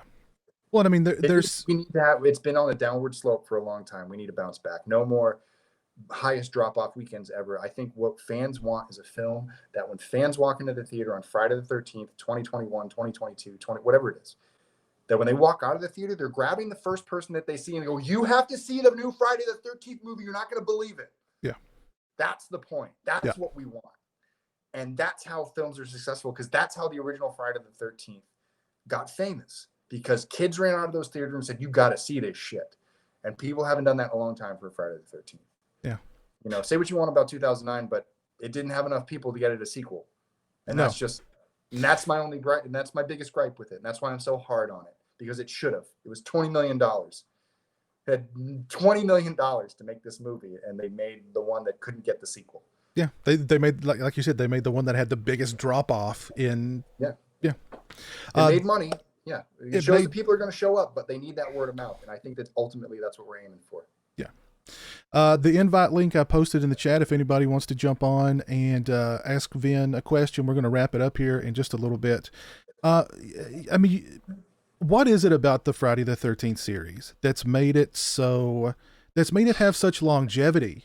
And, you know, you said it. I mean, we were on a downturn. It's been over 10 years since the last film, but inarguably, the Friday the 13th series seems to only gain more relevance and more of a fan base. Yeah, in this time, because of the situation that it's in and the mystery behind it. You know, how is it going to come out? It's like right now we're in its own movie. It's like a part of the movie of it. Yeah, and I mean, like, if you look at the other horror franchises, nobody's talking about Nightmare on Elm Street. There's no demand for a new Nightmare on Elm Street. And I heard that Elijah Wood was involved. Please give it to that man. He loves horror. Yeah. Spectre Vision would love a Spectre Vision Nightmare on Elm Street. It'll be out there. Yeah. It will be the Freddy we want. We don't want, I think commercialized Freddy needs to go. I think we need to go with deep, dark, weird Freddy and let Elijah Wood, I don't know, Elijah Wood should play Freddy. He's got the build. Go for it. Yeah. Freddy's not big. No, not at all. Yeah. Little Hobbit. Hobbit Freddy. But yeah, I mean, no, I really think you should. People ask me all the time, well, do you think we'll ever when are we going to get the Nightmare on Elm Street box set? And my answer is there doesn't seem to be a demand for it. If there was a demand. I don't know. I bet you if you got the Fred heads riled up. You know what it is I think Nightmare on Elm Street is one of the most satisfying franchises. I think it's wrapped up everything that it's needed to say. Mm-hmm. I think it would be nice to see it in a new world. I think it would be nice to see it through a better lens than they did with the other remake. But I think it'd be kind of cool to see it in the hands of a really artistic filmmaker, really diving into dreams and going deeper into what I think you have to find somebody who has the spirit of Wes Craven in them and has the same type of intellect and care for his actors and story and really telling something that's really tried and true. Because I think that was one of Wes's biggest qualities was that like he was such an earnest individual that it comes across even in his horror films. Yeah. And he creates really earnest and true and tried and true characters. I was watching Swamp Thing last night and I was just, I hadn't seen it in a long time because I wanted to watch the Derek Mears version. And I'm like, you know what? Before I get there, I think I'm going to take a little round trip around the Wes Craven version that I haven't seen since I was a kid. So I think that for him that, and, I think that Michael's got its crew. I mean, like I always think about Ryan Turek every time I think about Halloween, and I think about his journey as a horror fan, and now getting to work on the biggest horror franchise of all time as far as like prestige wise. Working with John Carpenter and living that, it's like I want that trajectory for me for Friday the 13th. I think when I look up to idols, who people I look up to in this industry. Yeah, even as hyped as people were when Halloween 2018 was announced. If a new Friday the 13th film was announced tomorrow, it'd be twice that high.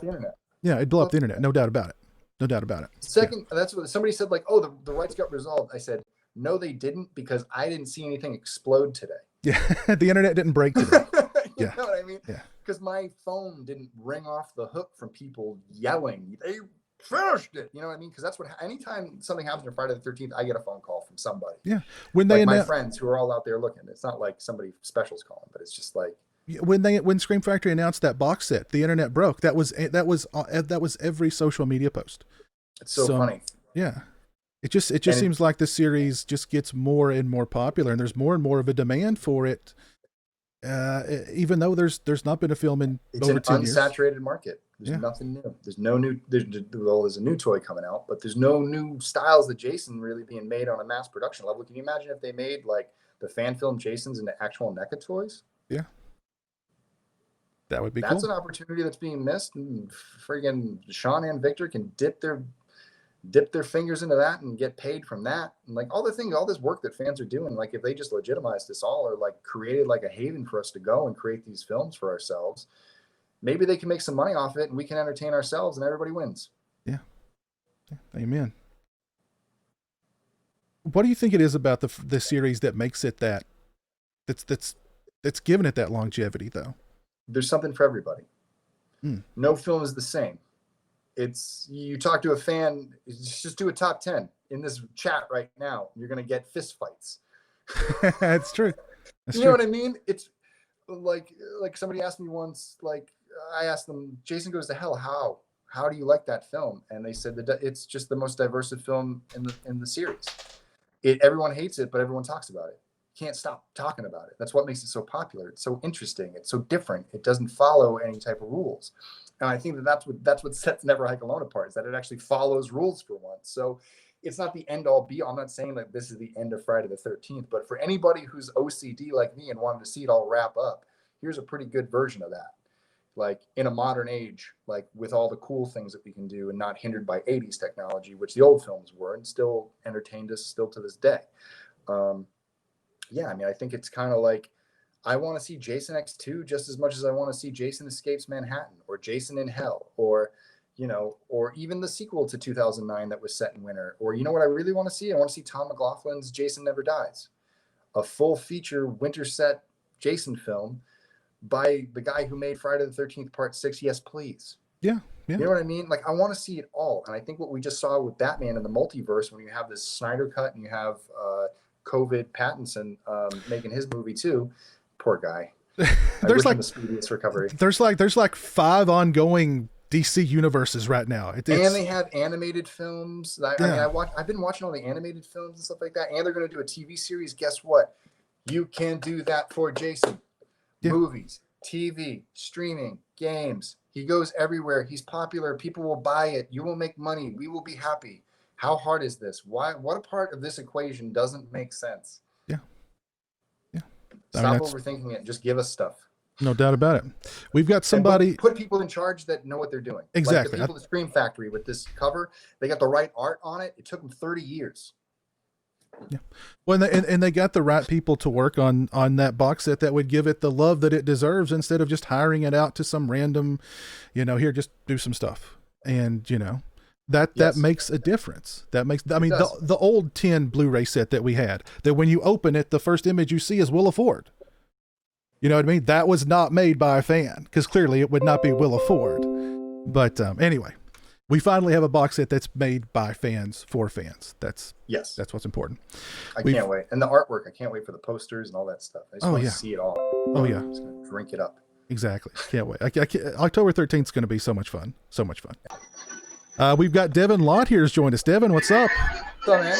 What up, Pizza DiSanti and Mr. Vincente? Coming from a diehard, long-suffering Friday the 13th fan like me, my first and to my heart, this is still my favorite one. And I always tell everybody, never talk shit about Corey Feldman, period. The reason being, he gave us kids, when we was little kids, that seen Part 4, in our dreams, to kick the boogeyman's ass. Yeah. That's one thing. Mm-hmm. That's what made me love Friday the 13th, because seeing Corey Feldman, a kid who was 4 foot nothing, outsmart the most calculated serial killer of Camp Blood I've ever seen. Oh, yeah. And it was done seamlessly, even though he had help with his sister, Trish. But let's be honest, though, it was Corey. Yeah, of course, because he psyched them out. The only time that I've ever seen that, and I was like, that's how you do it. And that was like, I was a Tommy Jarvis fan for life. That's great. Now, I got a couple of questions. I got one comment to tell you. This, I'm on forward with a comment. Please, Paramount, look at this video.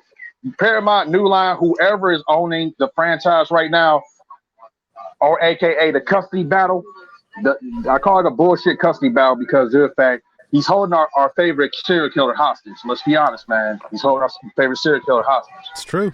And they've been trying to milk Jason for a long time. We've been getting bullshit sequels.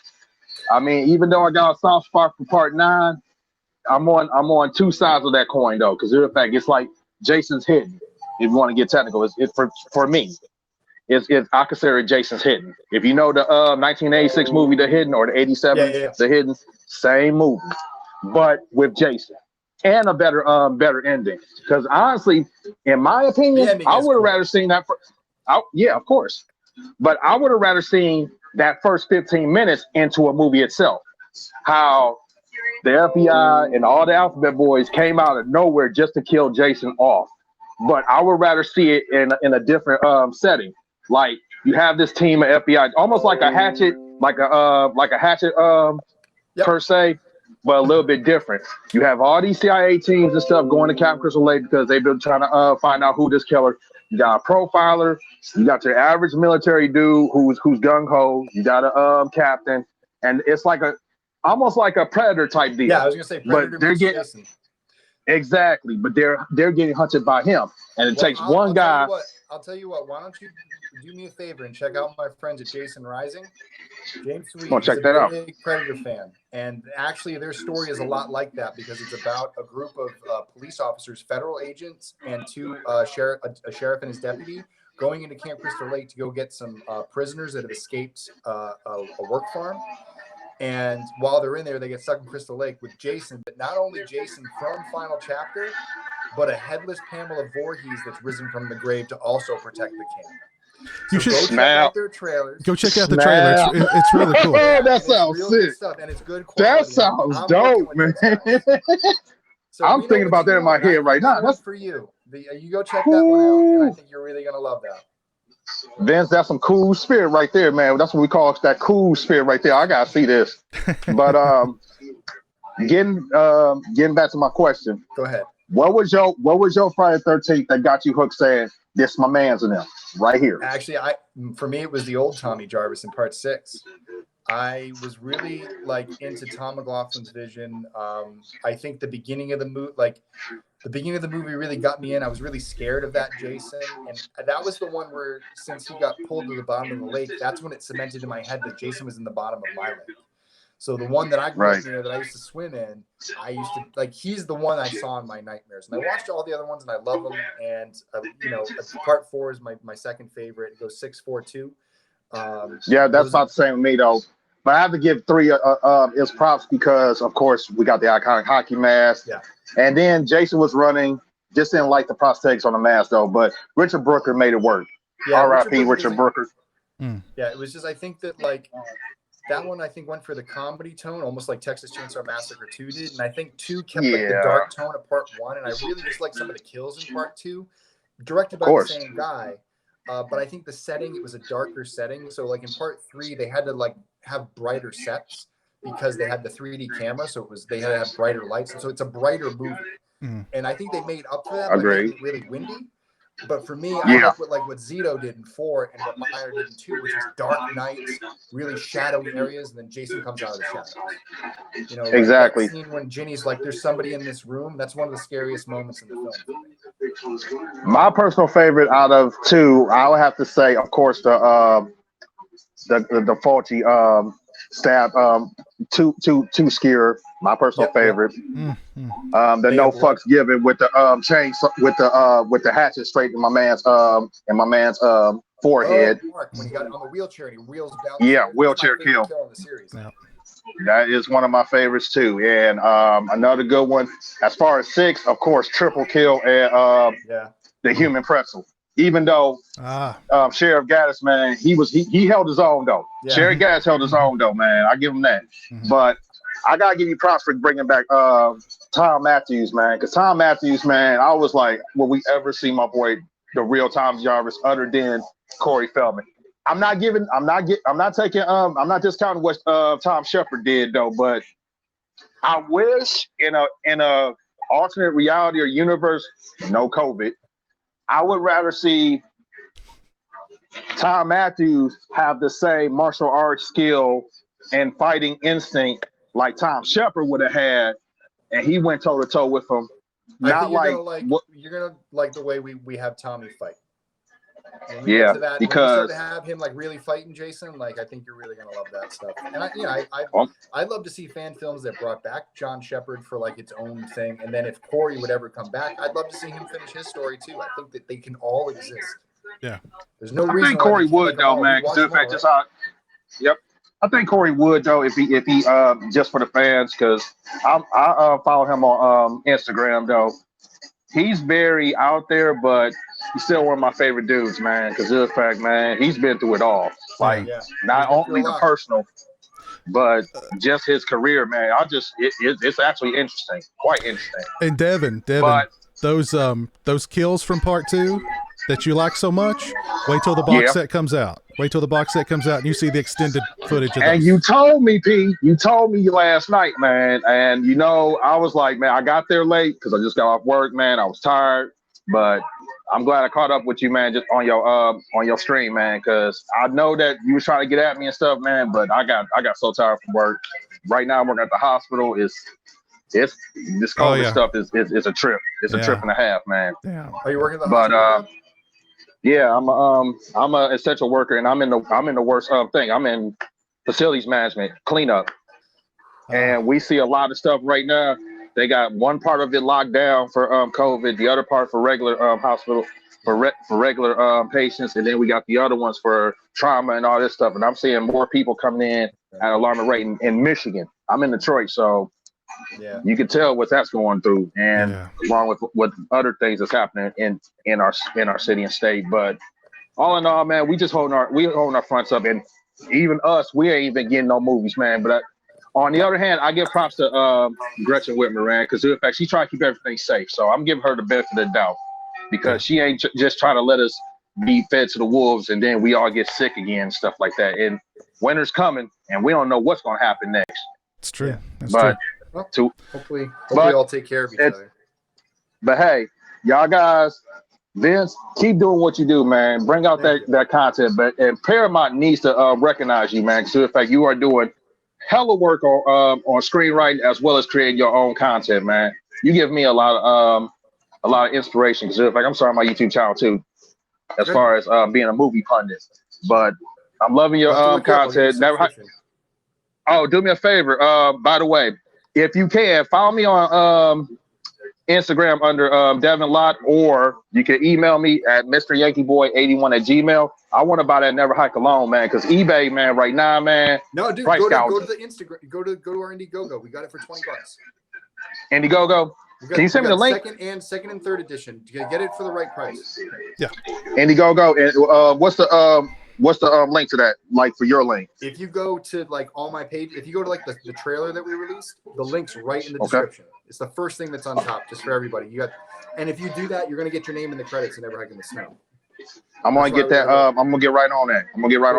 Expected by. If you email at wompstompfilms@gmail.com, email me all the stuff. I'll definitely jump in and do that. You got it, man. Thank you. Peace, guys. Thank you for joining us, Devin. Stay safe, stay healthy. Take care. Thank you, peace out, man. And it's a blessing to talk to both of y'all, man. Much props. God bless. All right, take care, brother. Have a good one. Very cool. Very cool. You mentioned Pathosis earlier. Tell us a little bit about Pathosis and where we can go and support that.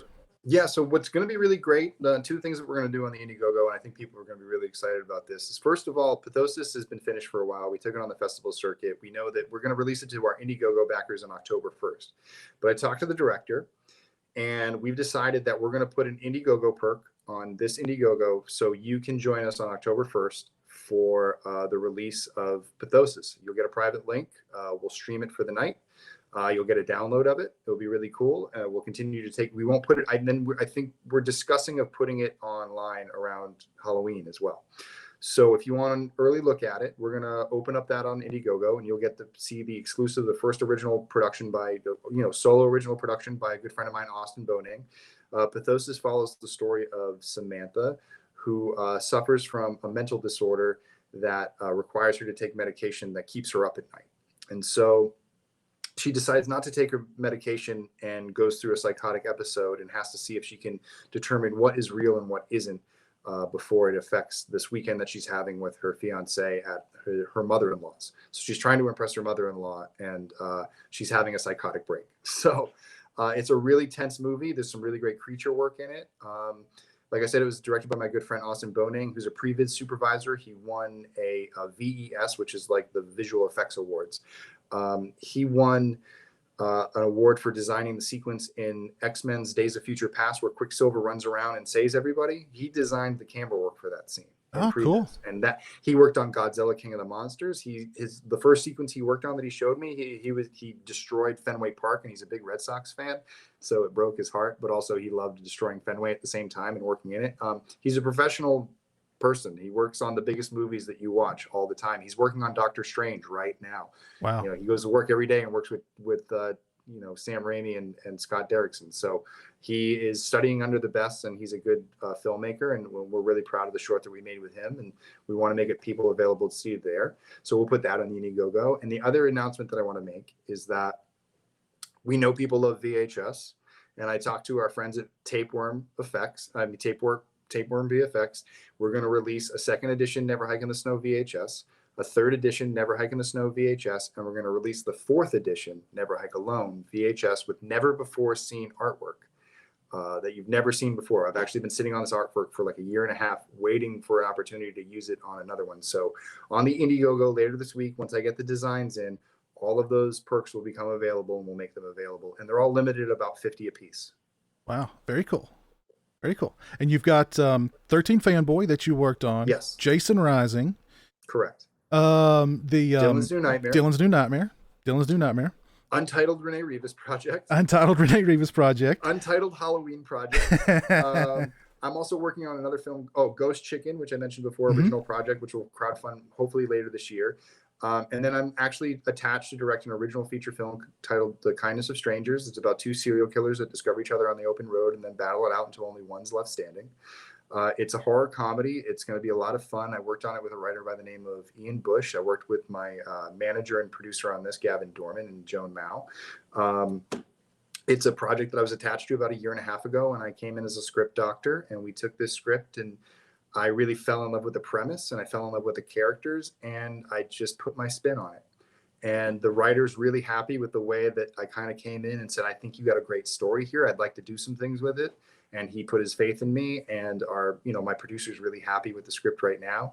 I think we took about 3 drafts to get it right. And we could probably still continue to nudge as we go, but we're in pre-production right now. We're in financing. And with COVID is slowing everything down, but our looking at the way COVID films shoot, we're actually a very high contender to be picked up because we fall into the parameters of what would be a safe set. And so I feel confident being on that set. I've worked on a few sets since then.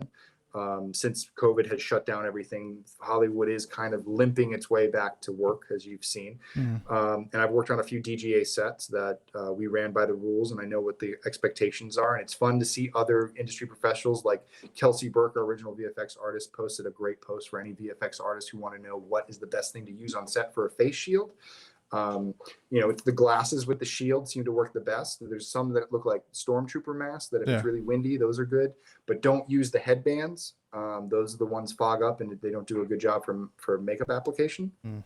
So I think it's kind of cool to see everybody working together so we can get back to work, because we know it's risky, but we love what we do and we want to take the proper precautions to go out there and do it. I mean, I've taken I want to say 4 or 5 COVID tests in the last 2 months because every time I do a job, I got to take one. Oh, wow. Wow. So you've got a lot on your plate, and you've got the other Never Hike Alone films. There's just those too. Just those coming out sometime. Now, are we looking at hundreds, thousands of dollars production just lingering in the distance? So are we hoping for a 2021 release for all 3 of those, or? It just depends. Listen, We're going to take it one section at a time. I don't want to get anybody's hopes up. Under promise, over deliver. Let's see what we do next. Let's see how you guys think about Never Hike in the Snow. Let's come together back in the spring when I do this next, Indiegogo campaign. And if you guys help me raise enough money, we either make the next episode or we make the whole thing. What do you guys want? Ooh. And if you guys want it, here's the deal. I need your help. I can't be the one sending stuff from my Instagram all day because I only have 7,000, 8,000 followers, which is a lot, but it's not enough. I need all of Friday the 13th fandom to rally around these projects and fund them and support us and give us the want to show up and entertain you. And if you show up, we'll show up for you, and you're going to have new movies. Or you can wait for the studios to figure it out. And how's that been treating you? Yeah. So we're not trying to compete, but we're trying to make this downtime worth it and show the power of the fan. And I think if we can rally the entire fan base, so tomorrow when you get up, if you take our trailer and you put it on Facebook and you share it, guess what? All your friends are going to see it. And if only 2 of them pick it up, guess what? That's 2 more people that we didn't have before, that didn't know about us, that didn't know that Never Hike Alone exists. I'm going to get an email in 2 days saying, I just found this movie. How do I get a Blu-ray? And we're going to direct them there. And that's going to help us make the next section. That's going to help us build our better costumes, build our better sets, get our better things. So when you see the things we've done with the $50,000 you gave us in the previous campaign, and what we did with that in the movie, then we're going to be able to do even cooler stuff. And we're going to be able to set stuff on fire and build miniatures and do crazy stunts and wire pulls and all these different things that we have access and talent to do. We just need the money to go buy those tools and rent those tools and hire those people, because SAG puts a gun to our head, makes them pay certain rates. Mm-hmm. So give us that support. And I swear to you, this is all I will work on. This is all I will do. I will go home. I will go work on my sets. I'll do another season of The Rookie, and I will come back and I'll have enough money to coast through a production and focus on this and give you something really cool. And if I can make it as a feature film, that's probably the best way to do it. But if we got to make it by an episode, I'll take that too. Cool. So you're saying if we raise enough money, we could have all three of them together in one film? Yeah, or if we raise enough. Okay. I mean, we're talking hundreds of thousands of dollars now, and I think that is going to. I'm ready to push the fold, because if the studios want to come after me, they got to come after the fans. And I think it's about time the fans took a stand. I think it's # in the lawsuit, and this is what we do. Let's all hold arms. This is the end of us. Let's all hold arms across America and across the world as Friday the 13th fans and say, screw it. It's the world of COVID. We can do whatever we want now. There you go. There you go. You know what I mean? So I think if we get enough rallying, we get enough support, I think that we can really, we've been kind of trying to prove ourselves. I think even to now, even with Never Hike Alone, I still needed to prove to you guys that, and I felt that, and I want to prove to you that I'm worthy of this challenge, and I want to take it. Cool. We've got 2 people in the green room, and then I'm going to call it a night. Cool. So we've got, let's see, who've we got with us here? Hi. Hello. Hi. Hello. Hi. I know I sound a little young, but I'm 13. Okay, cool. Oh yeah. You're an old fart. I really like Never Hike Alone. It was pretty good. Thank you. I like the kills at the end, but will Never Hike Alone in the Snow have more kills than the first one? No spoilers, but I promise you the kills that are in the film are better. Yeah. I make that, I promise you. I swear, at the end of the movie, you're going to just stare at the screen for maybe 5 minutes and not know what to do with yourself. Yeah. It sounds fun. Yeah. All right, cool. From the guy who brought you free kick. I got some stuff for you. That sounds good. Thank you. Thank you for the question, Ant Fam. You're welcome. Have a good night, buddy. Bye. Let's see, and we have got Jeffrey. Hello, Jeffrey. Hey. How's what's up, Jeff? How's it going, buddy? It's going good. How about yourselves? Doing very good. You got a question for Vin? Yes. I was just wondering, because I just watched the trailer for Never Hike in the Snow. And I watched Never Hike Alone. I was just wondering, what was it like working as Jason Voorhees or Ghost Jason? Mm-hmm. It's always a challenge because there's a lot of pressure. We want to make Jason awesome for you. That's Brian Forrest in the costume in the film, just because we were shooting through an actual snowstorm. So when I shoot on set, Brian is my double. And when we get into situations where we fall behind or we have too many technical things going on and my eyes need to be in more places than just behind the hockey mask, I usually let Brian step in and just play out the scene, because we both rehearsed it. We both know what needs to happen. And so I both love as much playing Jason as I do directing Brian, because I feel like I'm directing someone who is in sync with me. And it's all about control of movement and control of your surroundings and the costume and how it works, because the costume is really where you really are wearing a suit. And this suit, when you do things with it, it says certain things. Jason doesn't speak, but he emotes with his body. Yeah. And so we try to do that when we're out there. And I think that that's really what I aim to do. And I know that Brian has followed behind me lockstep in that, and he's really studied it because he knows what he's doing. He's a pro. So yeah, I mean, I think that that's really what goes through my head, is making sure that you guys are happy, but at the same time that we're in control of the costume. Is the costume, does it have like warm layers of clothing in it? We insulate. We have stunt padding that keeps us warm, but in order to keep him warm on the set of Never Hike in the Snow, we had a big dive coat. You ever see one of those? No. So when swimmers get out of a pool, you ever watch football and they're on the sideline and they get the hoods with the big kind of like blankets? We had a Yeah. couple of those. So we had to keep him warm because silicone sucks the heat out of your body, and you can get frostbite. So we had to keep him warm. And we actually discovered that on Never Hike Alone, where it got cold one night, like 27 degrees. And we almost froze Brian to death. So we wanted to avoid that this time. And this time he stayed nice and toasty warm. Yeah. I always like the warm. Yeah. I like and how that's part of it. The even when we go into the water, the costume's kind of warm. Yeah. Well, thank you for your question, Jeffrey. Appreciate it, man. Thank you, Jeffrey. Nice talking to you. Nice talking to you, huge buddy. fan. Great. Thanks, man. Have a good night, buddy. You too. All right, very cool. Well, Vin, we've been going for like over 2.5 hours. 87 years. But thank you so much for your time. Thank you so much for hanging out and talking about Never Hike in the Snow, the Never Hike Alone series, everything that you're working on. All of it just sounds great, man. I mean, you've got to be. I don't know how you do it. It's either a lot of caffeine. Or somebody in the chat said they love your passion. And I mean, that's what it's got to be. You just got to be That's full. what it is. It's passion and caffeine. Passion and caffeine. There you go. But the passion that you have is definitely infectious. And when we see somebody like you that is a true fan, that has that passion, who's making these films for fans, a fan making films for fans, it definitely gets us excited. So I'm definitely excited for Never Hike in the Snow, for the rest of the Never Hike Alone series, and whatever you do, man, whatever you do. Thank you. I really appreciate it. And then and I always think about this stuff. I think like doing these shows and why, when I reach out to you, like I couldn't wait to reach out with you and share the trailer with you. You know what I mean? It's like, oh, wait till he sees what I've done now, you guys were there for me at the beginning and I've always appreciated that. And it's been this slow crawl. And I think I've slowly grown into this role because I think I really wanted to prove myself to everybody. And I think now I'm finally confident enough to say, hey, everybody, I'm ready. I'm like, the time is now. You either want it, do you want to wait 3 years or do you want it all at once? And so it all comes down to the fandom. If the fandom shows up at the movie theater and you guys are there on October 13th and our plays shoot up and the studios see that and they see that there's a viable entity here to tell more stories and they hire me to do Friday the 13th, then I have a plan. I have lots of plans and I'm ready. It's all ready to go.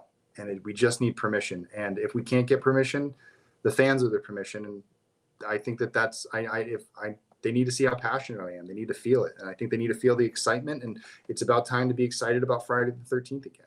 Yeah, right on. Absolutely.